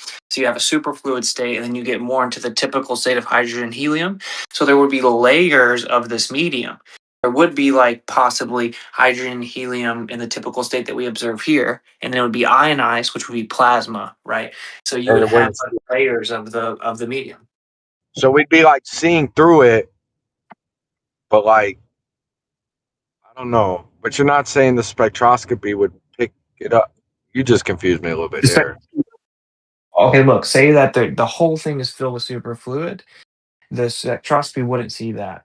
And then part of Right. that fluid is getting excited, right, into different forms of hydrogen and helium that we would observe, right, which would be more Like of the sun and the stars and stuff. well, they claim the sun has. They also claim that there's just like just gas in space. They claim there's an interplanetary medium, an Yeah, the interstellar cosmic medium, an web. intergalactic medium. Cosmic web, right? Something like that. Yeah. Well, yeah, I mean, they call them like an interstellar medium or an interplanetary medium. So they claim that there's these really thin dispersion of gases in space that are ionized, which means it's plasma, right? Like this is admitted. It's called an interstellar medium, intergalactic medium, or interplanetary medium. Because he claimed that it doesn't apply to our solar system, which he was wrong about as well. So superfluid is a viable explanation as to the medium of space, even within the mainstream paradigm, even using the spectroscopy of mainstream astronomy. Yeah. How And does it? How do they think that it's the stuff out there in vast, emptiness of? How do they say that the stuff? It does. The scale here. It's so stupid. How do they say it stays ionized? Just from local stars? Like from what? How is the stuff ionized just out in the middle of space? Like I it mean, was that. Like it just that's how it escaped and got there.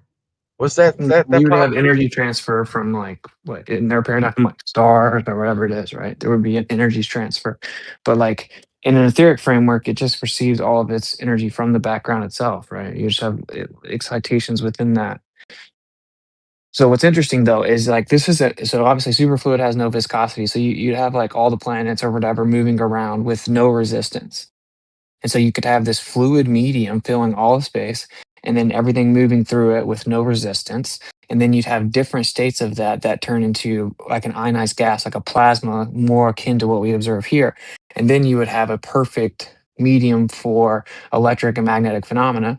And so then when I was talking to Professor Parks, right, we were talking about certain phenomena that has been observed where even if you have really weak magnetic fields within a plasma, even though the field is really weak, it can cause the plasma medium to spin like super fast, to move really, really, really fast, even though the field is weak. The magnetic field strength is weak. And so then you would be able to have an explanation for, say, like galaxy rotational speeds. Jupiter.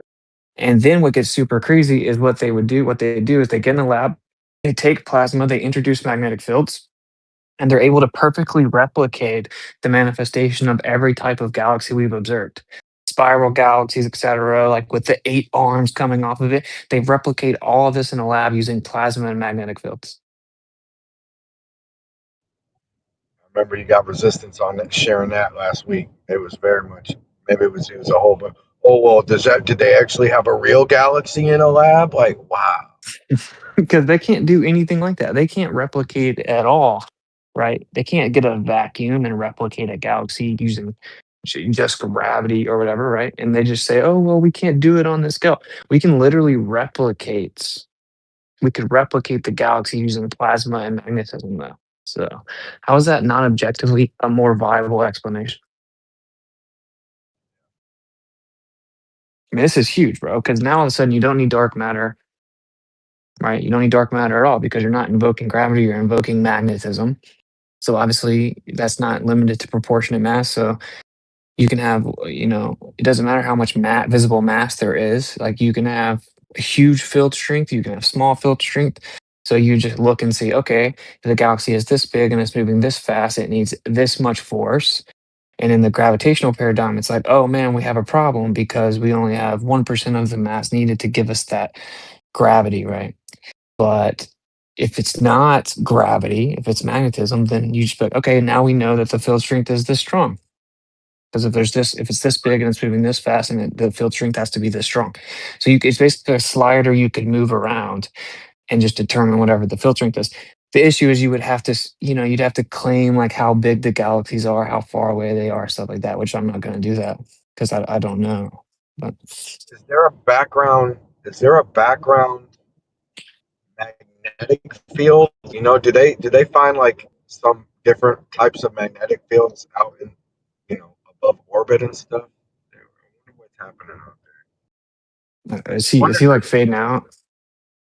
Yeah, it's me. I'm sorry. Is there? Do you think there's like the background medium can perturbate some like magnetic field or something possibly, or have you seen that to be falsified in a lot of cases unless it's a hidden magnetism or something? I'm not sure exactly what your question is. Can the background perturbate a magnetic field? Like in an etheric framework, the magnetic field would be a modality of the ether. And then the center of the magnetic field would be ether. So like if you look at a magnetic field in a ferrocell, it's that little black hole in the center. That would just be a that would just be like an ether portal, basically. Even though that sounds Right, crazy. but that's what I mean. Do you think that there's like um, constant, continuous things like magnetism of some kind coming out of those portals everywhere in that framework? I mean, with background radiation, which is electric and magnetic fields that we call lights, right? So in that sense, sure. The Mason claims that light is neither electric nor magnetic, though it is EM It field. is. It's both. It has to be both. Like what? Yeah, it's stupid. Well, they're talking about the photon, right? The photon doesn't actually exist, though. Right? There isn't a massless particle there. There isn't a chunk of a quanta of light. Okay.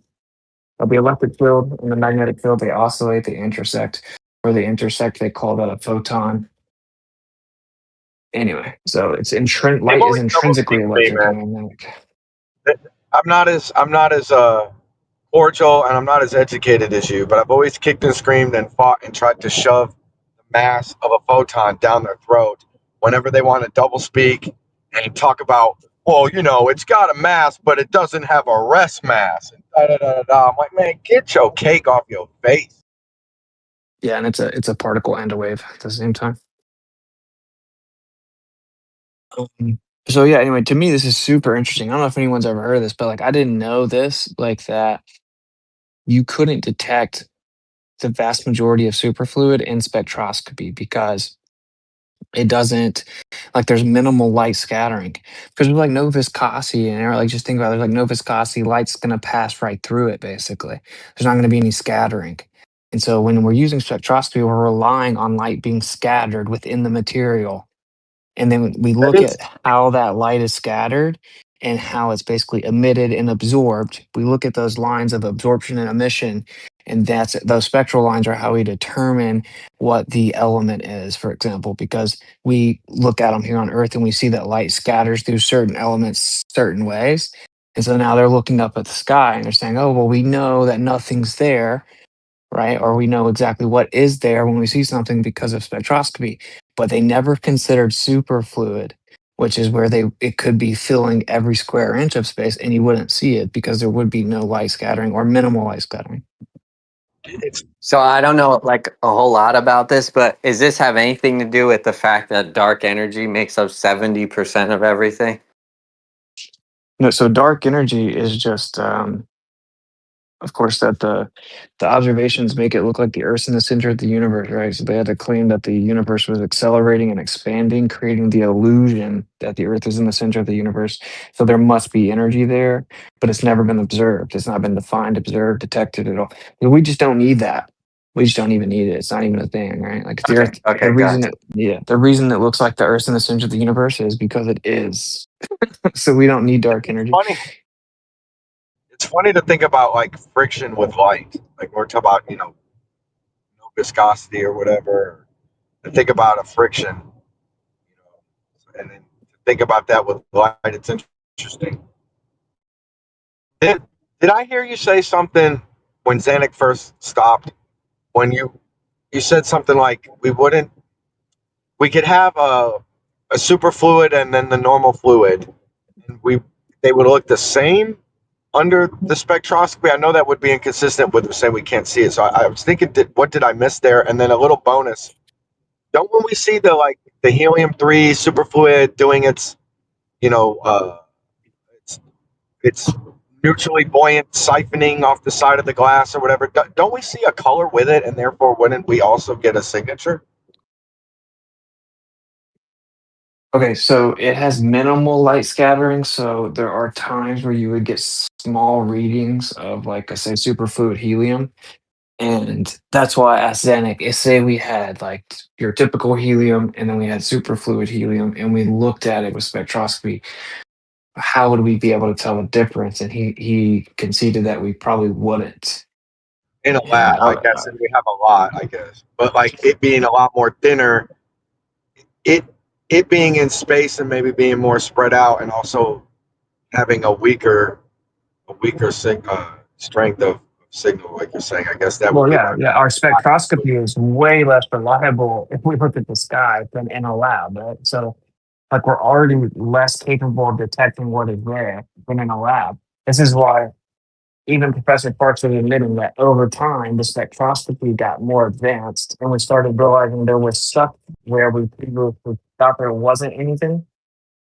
And so, like, it's way different than looking in a lab, like really close in a controlled finite environment, right? We're looking like all the way through our atmosphere and then into the sky. And we're looking, at pretty great distances. Even if their distances are wrong, it's still pretty far away, whatever it is. So we just can't see it. Like, it's just not reliable. It's too far away. This is why it's insane that they put so much weight on like astronomical spectroscopy when the truth is that when you actually look into it, like they know that it's not that reliable.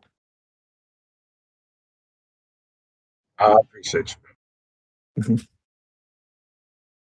Bro, to me, this is so obviously okay. I'm not going to claim I know that this is what's going on because we're talking about like the heavens, right? Like I think we probably would be amazed if we knew exactly what was going on there. But how is this not so obviously more in the right direction?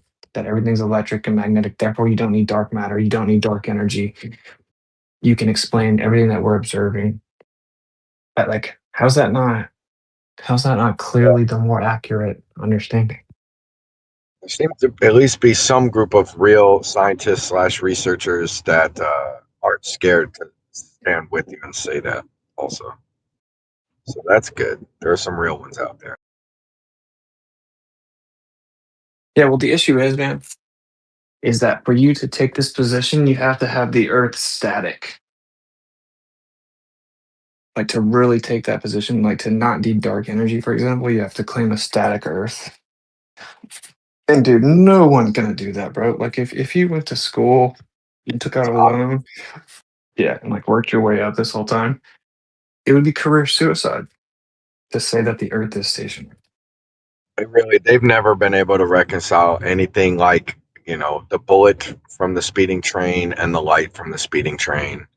They just have to live in Einstein land, and a lot of them are comfortable with it and confident, don't truly understand it to its extension. They only do one observer point. They never can reconcile multiple observer points. I see them fail over and over again. Talk about how, we don't leave light signals and radio signals in the dust with all these cosmic motions that we have. It's just, I'm a nobody and I get them to kick and scream over this topic, dude. Like, it's obvious they're missing something. The Earth being static, I'm saying it seems very much like Earth has to be not just stationary, like relative to other stuff, like stationary in an objective frame, and like the grandest objective frame. Well, yeah. So if okay, so that's how we do all of physics, right? Like, Yeah, they pretend, yeah, yeah, it's but called then the it's not. lab frame. Yeah, and they claim it's just relative. But this is the thing: if the Earth is actually stationary, you don't even need to go into this like fairy tale world of like relative reference frames. Like relative motion is a real thing. It has nothing to do with Einstein. That was known about long before Einstein, right? Like if I'm in a car and I drive by, it can look like the stuff outside is moving, and vice versa. Relative motion is real, but this idea that there's no absolute frame to measure against is just an insane idea put forth by Einstein. If the Earth's actually not moving, you don't need to do that. So you could go back more towards a Newtonian framework where there's universal and absolute time, and that quote unquote space is Yep, absolute and fixed, and you measure everything against that. yep. And Also, that light energy is is not. invariant in the Earth frame. Say Energy is again? what in the Earth frame? Energy is invariant in the Earth frame, and when you want to do a calculation using energy, because energy can be ratioed against velocity. For example, kinetic energy, the mass times velocity, 1/2 mv squared or whatever. and temperature is also a form of molecules vibrating back and forth, which is motion. All forms of energy are motion in some way or shape or form.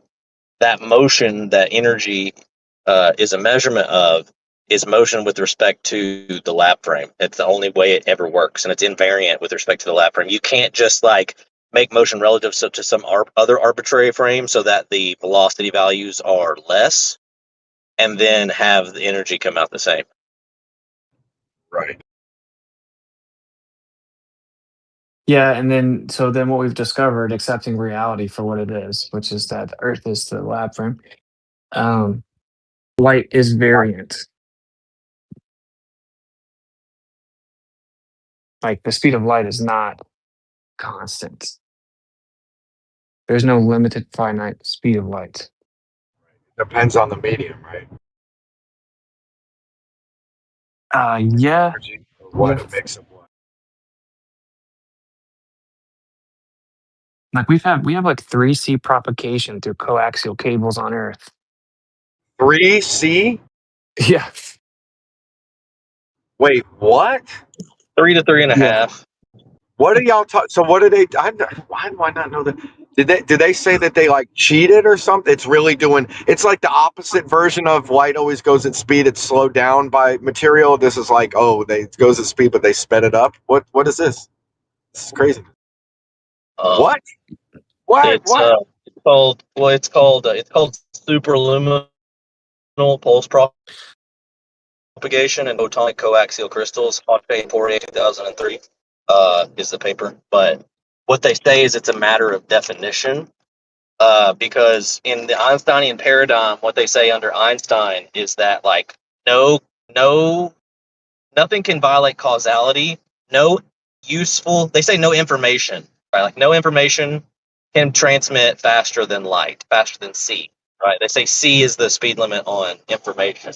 But in these experiments, what they measure, they call it anomalous group velocity, superluminal group velocity, which they measured as the center of mass of the pulse, right? So you draw an outline around the whole pulse, take the surface area of it, and then take the center of that, and treat that as what you're going to be the point to measure velocity by. That's your group velocity.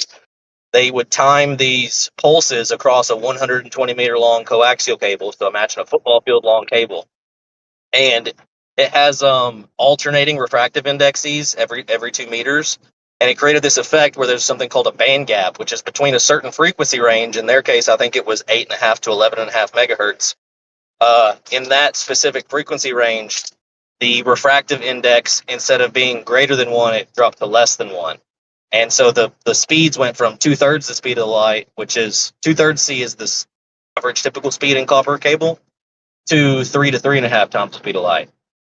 And so the pulses all of a sudden started arriving way sooner than they were any other frequency, right? And based on the distance of the cable, it's a fixed distance. Velocity equals distance over time. They take okay, here's the pulse, here's the duration, here's the time it takes to arrive, the send time for all the other frequencies and 120 meters, and then here's when we change the frequency to this frequency, the band gap, it drops, and it's 5 times faster, 5 times less time to get there.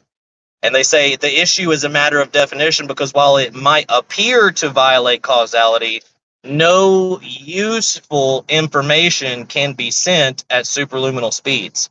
And so they try to use this rescue. Yeah, they try to use a rescue device where they say useful, quote unquote, information, because basically, if you look at a picture of the waveform, what it looks like normally, and then the waveform what it looks like after it goes through the band gap and goes superluminal, it kind of squishes it. So it kind of corrupts the data packet, so to speak, so it's unreadable. But the point is that doesn't actually matter, because the detector on the other end is simply just a current detector. It's in a state of off 0 when it's not detecting current, and it's in a state of on 1 when current touches it. So there's energy that got sent, because the energy is what turned the detector on. It was current that turned it on. So current arrived in that wire at 3 times the speed of light. Well, I can imagine you've been through the trenches with this. You don't sound like no spring chicken. What, Steelman? How they shoot you down on this? That the useful thing, that's all they got. Not useful. Yeah. That's it. Yes. quote the things that I just said and say that it's just group velocity, and then you go back and forth for an hour over what's actually just a 2-page paper and explain, like, plain and simple, the detector was off and then it turned on because it received current, and the time that it took to receive that current equals 3C. And then, Is it a two-way speed though? Are they doing with the synchronized devices, or is it like a two-way speed situation? No, dude, they have an emitter and a detector on each end of the cable, and they're just sending pulses at a fixed rate. Like every 1 second, they'll send a pulse, and they change the frequencies. Each pulse is a different frequency, and then when they shoot the pulses that are at the band gap frequency, all of a sudden they're arriving like super fast. Man, set Zanick free, Zanick. How can you have a thing that was detected at 3 times the speed of light, and then you pretend that nothing didn't happen? Like what? Come on, man. Anyways, I didn't mean to steal the conversation. I was just trying to fill you in Wow, on it. I love this. I don't know what the conversation was. I come in, I see Zanick just double speaking as Witsit bodies in. If they to discover something that traveled faster than the speed of light, do you think they would actually update Einstein's theory, or do you think they would make every excuse they could possibly make to keep from updating what they think is going on? The latter. That's what they did. Definitely the latter. They should have been on the front pages of freaking newspapers, bro. Yeah, that's what I was going to mention actually a moment ago. Like, so because some people argue against like Newton, but has Newton ever been debunked other than with this pseudo Einsteinian, shit? But when you say Newton, you have to be careful to be more specific, because when you say, like, you can mean Newtonian mechanics, which is just basic physics, classical mechanics, or you could mean Newtonian gravitation, which is a totally different thing, like piggybacked onto classical mechanics. Classical mechanics is the true mechanics. It's real. The gravitational model is something different, though. Yeah, I don't even know. Like, we all know I don't even know if I would ascribe, instantaneous action, gravitation to Newton. So, like, the Newton's laws still hold. So they're not false. They are the case. You mean like Newton's laws of motion? Yeah, laws of motion, mechanics. Yeah. Yeah, the laws of motion are not getting broken, bro. The only law, they tried to make a law out of what they call the law of universal gravitation, which is the thing that, like, we contend against. But all the other laws that Newton made are correct. Yeah, so we should. I mean, I'm saying, as flat earthers, we should appeal to Newton. That's why I said you have to be careful. Yes, you're correct. It's just like when people say Newton, they're like, "Oh, well, what about gravity?" Like, that's what they always say. I can't believe I've not heard this 3 times the speed of light thing. Depending on the size of the thickness of the Earth, you could probably even make mass attract mass work. Yeah, it's crazy. If you look into the press, I can't really read your full name because I'm on my mobile app and I can't mess with it right now. But the press dawn, okay, there it is. Depending on what you look at, there's examples of superluminal speeds for other experiments using radio waves that go even faster. Gunter Nimtz, NIMTZ, he worked for Hewlett Packard Labs in the 90s, and in 1995, I want to say, he was able to transmit Mozart's 40th Symphony at 4.7 times the speed of light from between 2 antennas, and with a prism in between them. So, like, the prism did the same thing that the coaxial cables did, right? It created the correct, like, refractive index conditions that became inverse, and then became anomalous dispersion band gap, and zoomed it over there. And then he had so he literally transmitted on one side and recorded it on the other with an oscope hooked up on both sides to time the signal to see how fast it went. Timed it at 4.7 C, recorded it, and played it back, and it's just Mozart. And he's like, I find it hard. He's like, they say that you can't, transmit any useful information at superluminal speed. Right. So if Mozart's 40th Symphony isn't useful information, I don't know what is. Right. What's the last name of that guy again? I would love to look at the paper. It's Gunter's. His first name is Gunter, Gunter. His last name is Nimtz, Nimtz. Gunter Nimtz. Appreciate it. He's got 200 and something papers, bro. If you look him up, he'll pop up, and he's got 200 something publications.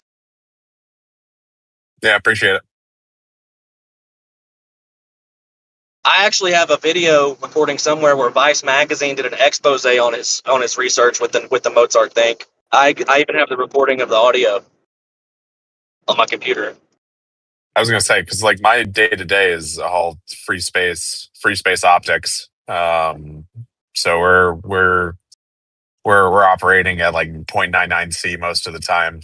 But if would love to dig into any way to get past that, or what the effect a different medium would have on the transmission of EMF.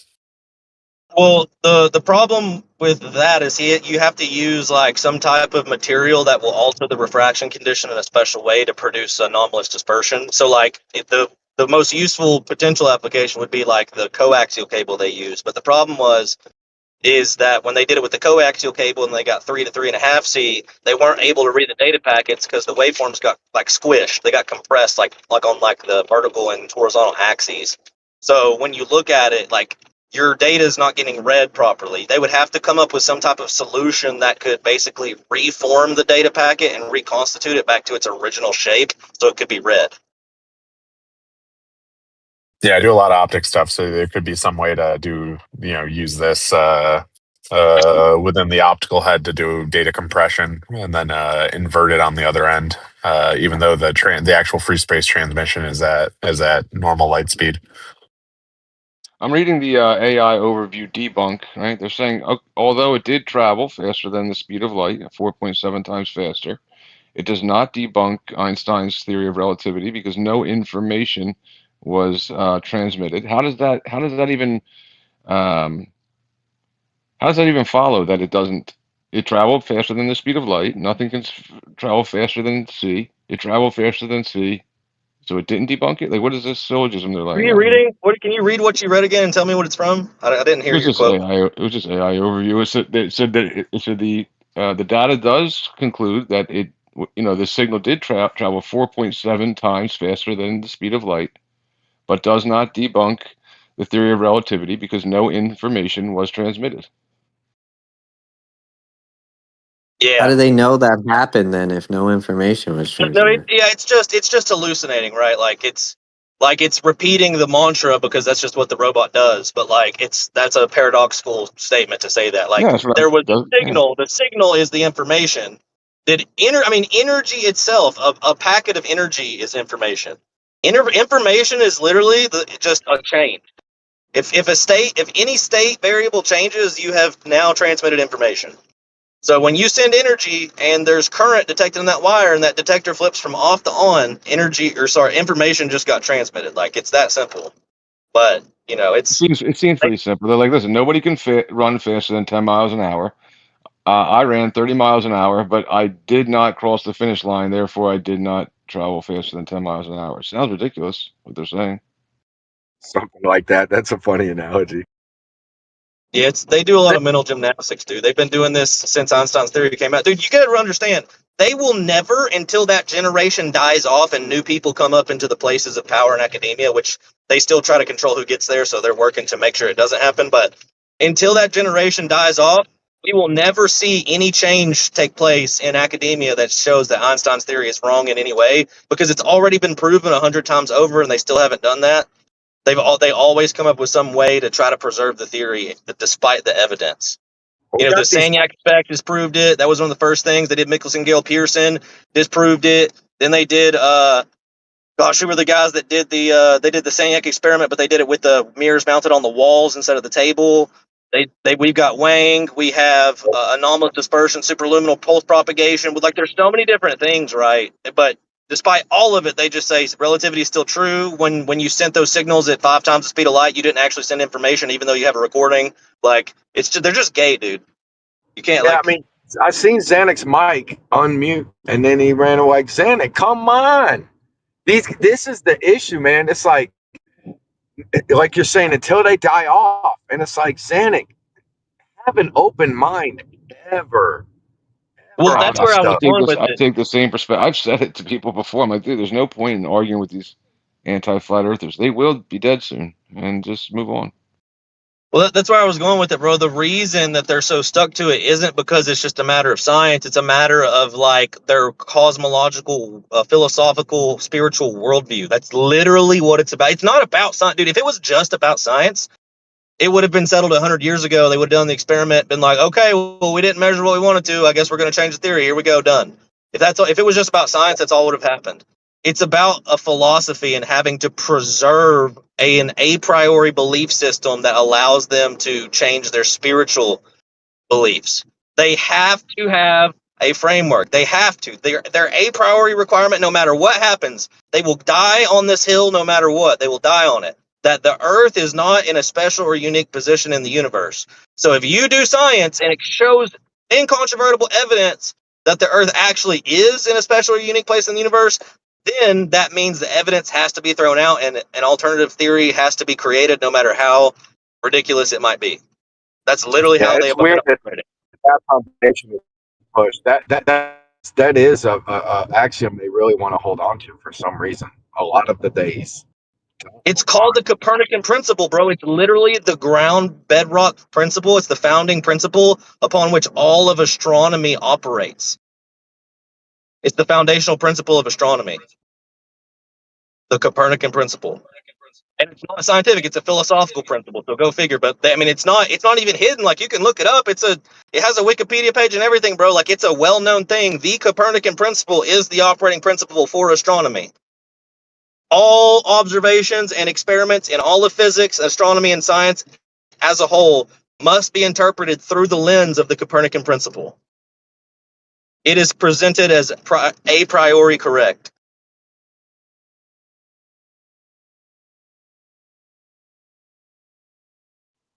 Well, there's Come back, Globers.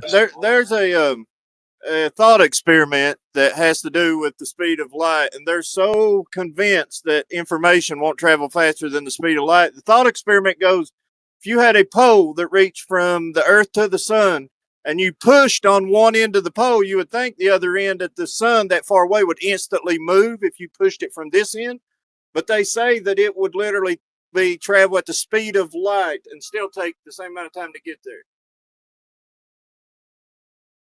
Yeah, that's about like transmitting information through rigid body. It's called rigid body motion. It is related, and they do connect it to C being the fastest that any change can happen. But that's rigid body. Yeah, that's rigid body motion. But that's a little bit of a different thing, though. I mean, technically, right? I mean, think about gravity, right? There is no delay with gravity. Like there's always a continuous, instantaneous effect of gravity on all bodies in a field, right? Because I disagree with that. They say the field is present everywhere, right? The field is present everywhere. So like the sun's gravitational field extends out to whatever distance. Whether it doesn't matter if it's the Earth, Jupiter, Saturn, Uranus, even though those things have a finite distance that light would take to travel, they're all still present within the field. So the field is affecting them all instantaneously. It's not like a projectile of gravity being shot from the sun's core out to there and it has to reach that distance. No, there's like an ever-present field that's operating instantly on those bodies. Because if it wasn't instantly, then you would see systems change all the time. No, changes in that field still propagate at the speed of light. That's what gravitational waves are.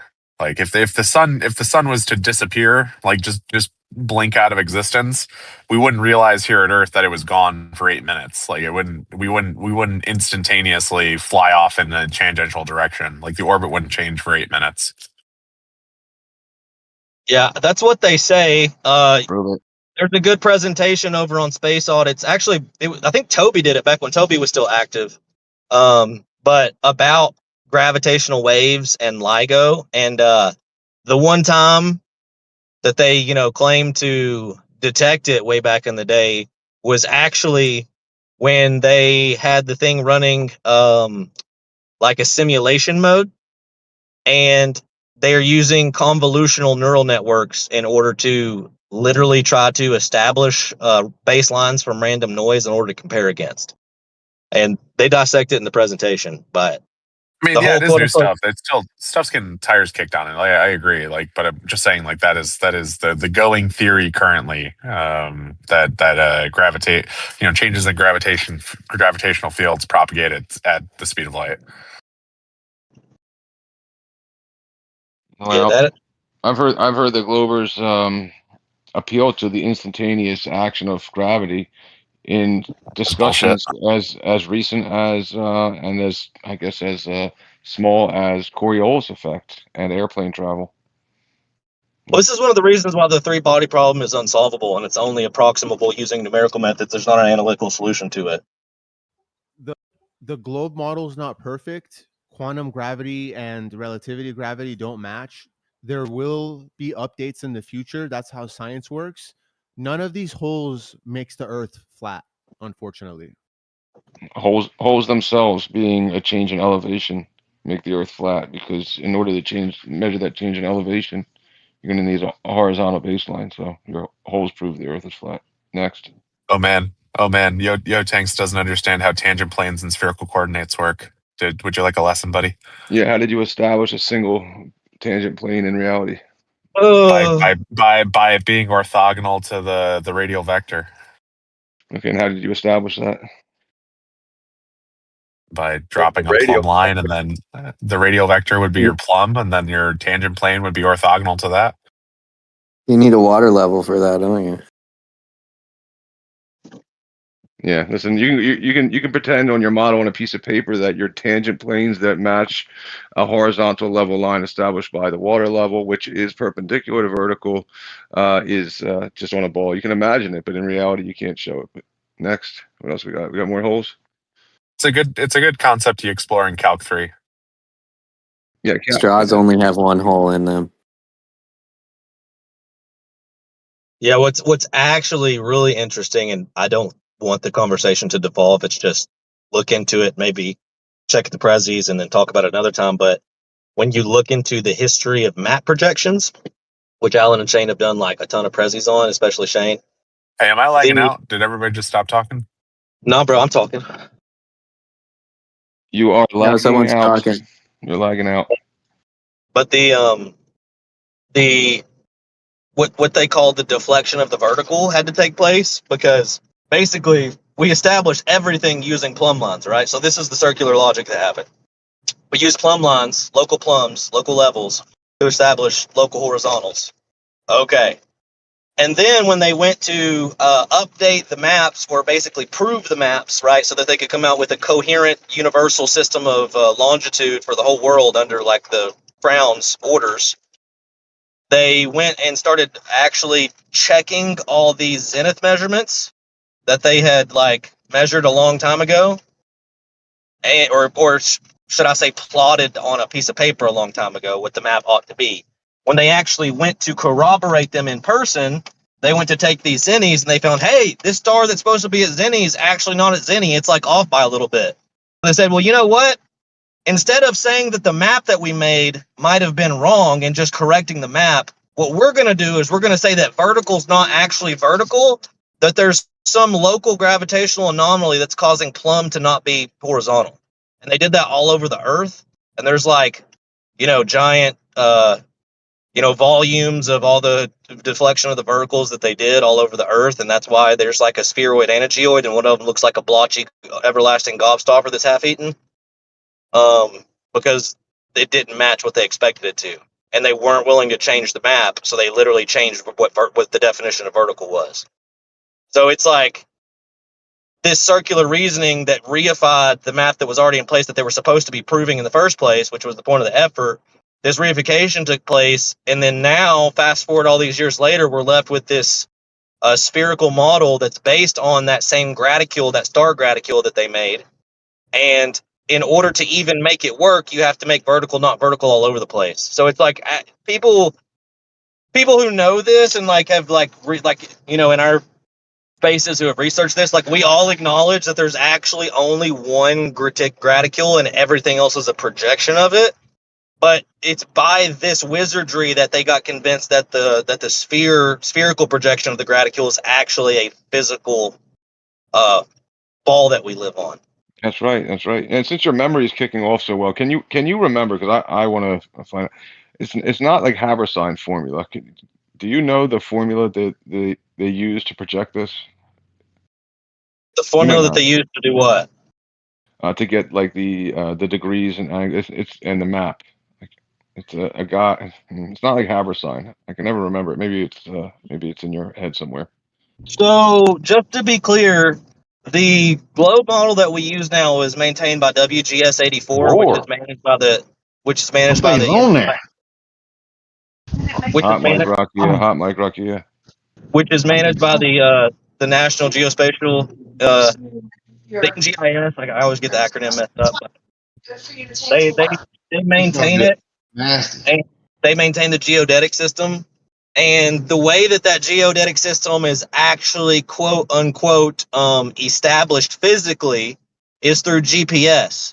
But then when you look into GPS, in order for them to make the geodetic system, the geoid match up with the spheroid to give accurate position projections on GPS, they have to do what are called meridian corrections every time they pass selected meridian lines all over the earth, so that they ping back and run through an algorithm at the ground stations to the master station back to the GPS network, and it auto corrects its position as it goes on the meridian lines. So like literally even the method that we would have to stop gap the whole process and check if it is even consistent against itself, we can't do it because GPS is meridian correcting itself. I've been saying it. I've been saying that for a long time. And the military is the ones that runs the GPS networks and all the actual like you can look up if you want to get like a receiver to connect to the GPS network, the receiver code's public because everybody uses the same receiver code, but the actual network code is all like TSSCI and heavily protected for national security.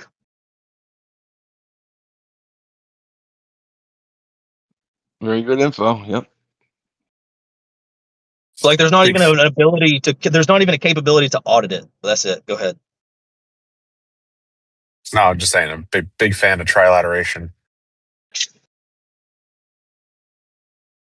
Yeah, so trilateration is a decent point that Globers make. Like it does, like it's decent at least on face value, right? Because like when you compare spherical geometry to flat geometry, right? Once you get 3 points, right, you would have to have a deviation along at least one axis in order for it to maintain consistency. But there's two reasons why that still doesn't prove a globe exclusively.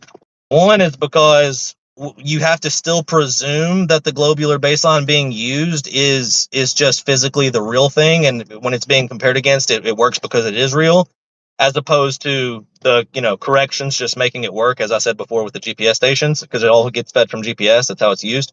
And then number two, beyond that, which number one is the main thing, but even beyond number one, number two is that the vertical axis, you could cause a lot of those changes to be eaten up by changes in the vertical axis, and they could just be giving pseudo altitudes for corrections, or sorry, for trilateration in order to make it match with the WGS 84. So like when you go ahead.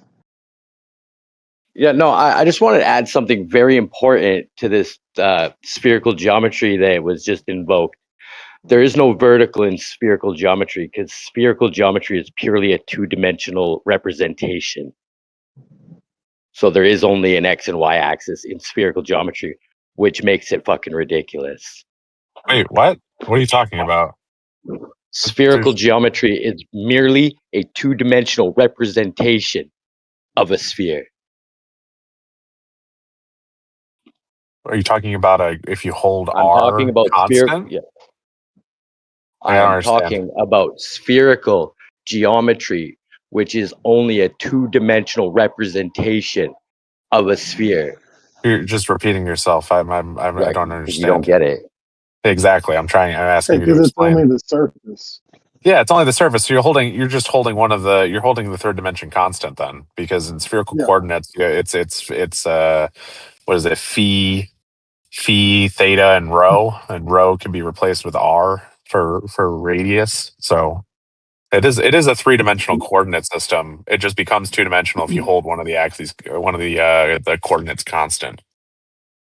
Would be like latitude and longitude. Like you can get Yeah. any point Latitude on and the longitude surface.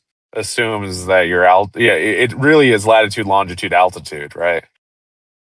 Right, but on a 2D map, right, you're just holding altitude constant. You're just assuming that, your position on the map it doesn't matter what your altitude is. So I understand what you're saying, but I don't think it's it's correct if you're looking at a map. Yeah. But not in the globe model, out and about, right? We do it as a 3-dimensional representation because we don't hold R constant. Right, and for a ball, in order to like treat R as not like a single universal altitude, but an altitude with respect to the local horizontal, Correct. they would then have to perform like a latitude dependent variable scaling on the other two coordinates. Most of it's still in the z-axis, but like there would be small changes that would increase in magnitude as you went down in latitude, and sorry. Go ahead. That's what we claim that they're doing with the continuous meridian correction system that the GPS network operates on. Yeah, I mean the altitude corrections as a function of latitude is how we get to the ellipsoid. I mean, you can actually see this by if you take a 1 kilogram weight and you put it on a scale at the equator, and then you put it on a scale at the North Pole, you're going to get 2 different weights, right? Even though the mass of the kilogram, the kilogram, whatever piece of metal, hunk of metal, it's going to have 2 different weights because at the pole you're actually, your altitude is smaller due to the shape of the ellipsoid.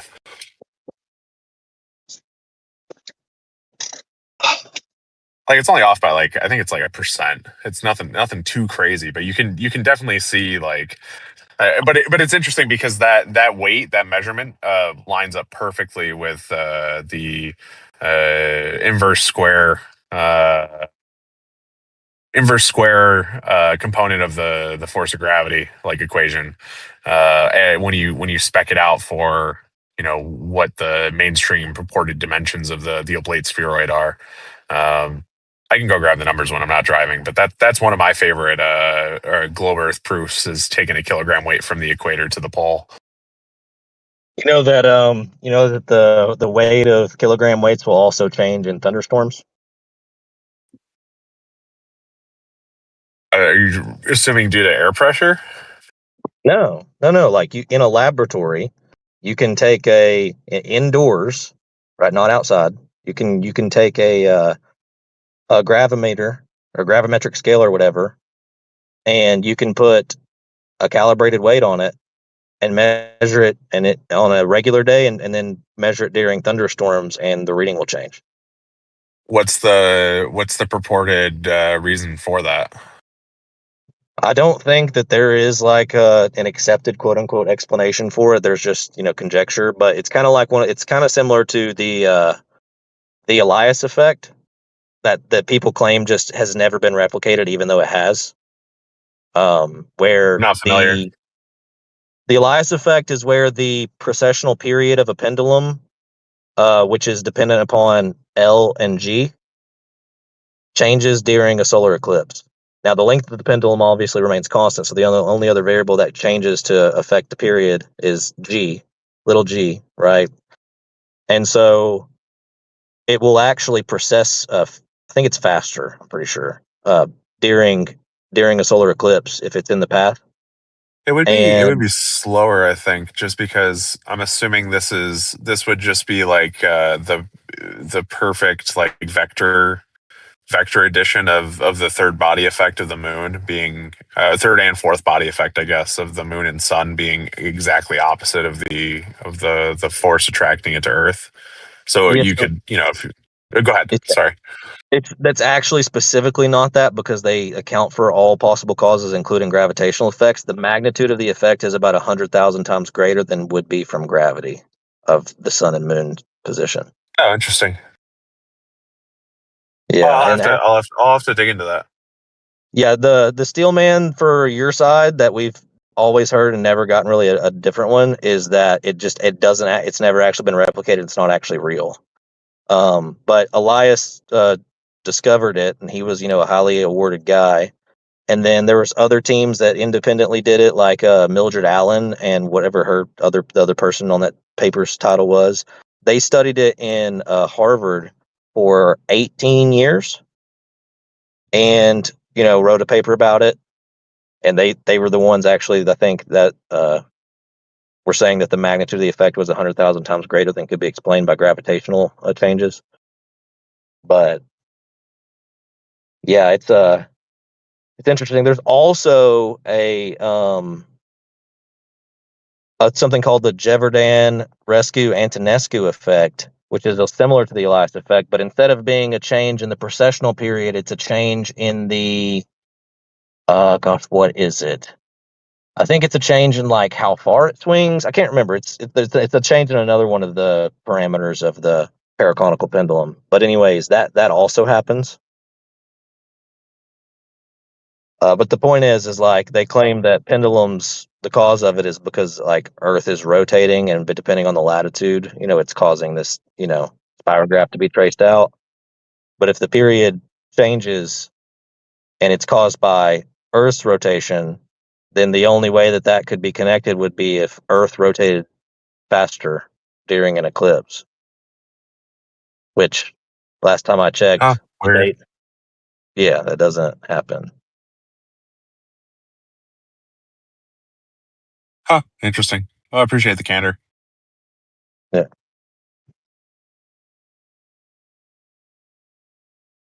All right, I'm gonna go get a haircut, boys. Deuces. Au revoir. Bon voyage.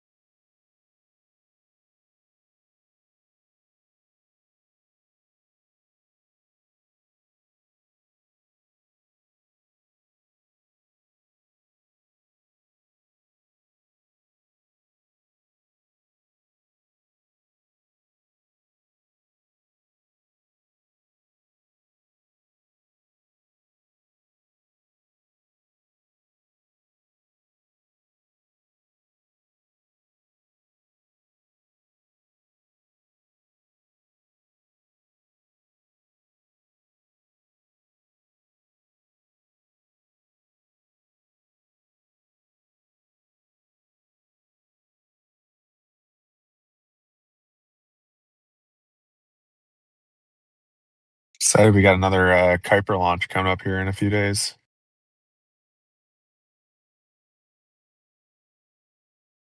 Put up another 24 satellites.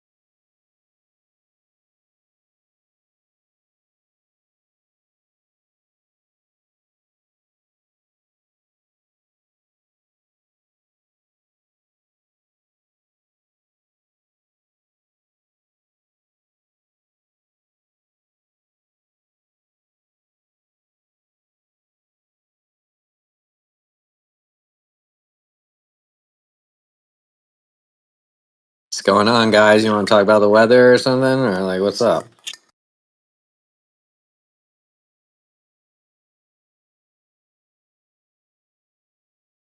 Yeah, beautiful, sunny, and 48 here. That'd probably kill you.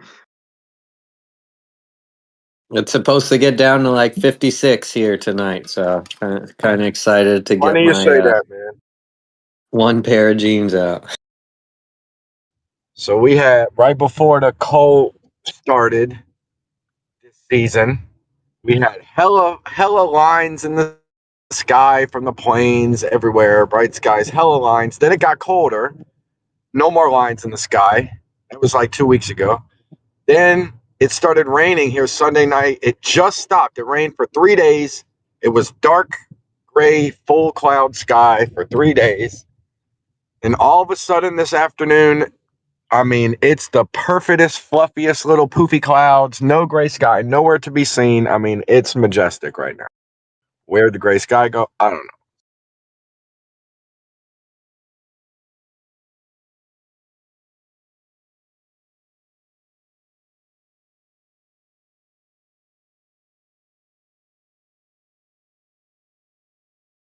Yeah, I lived in I've lived in Arizona, Florida, New York.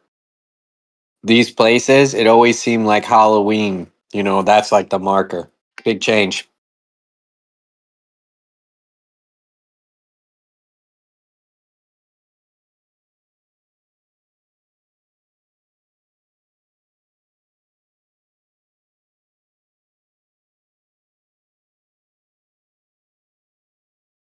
Rain's been really coming down today here on the island.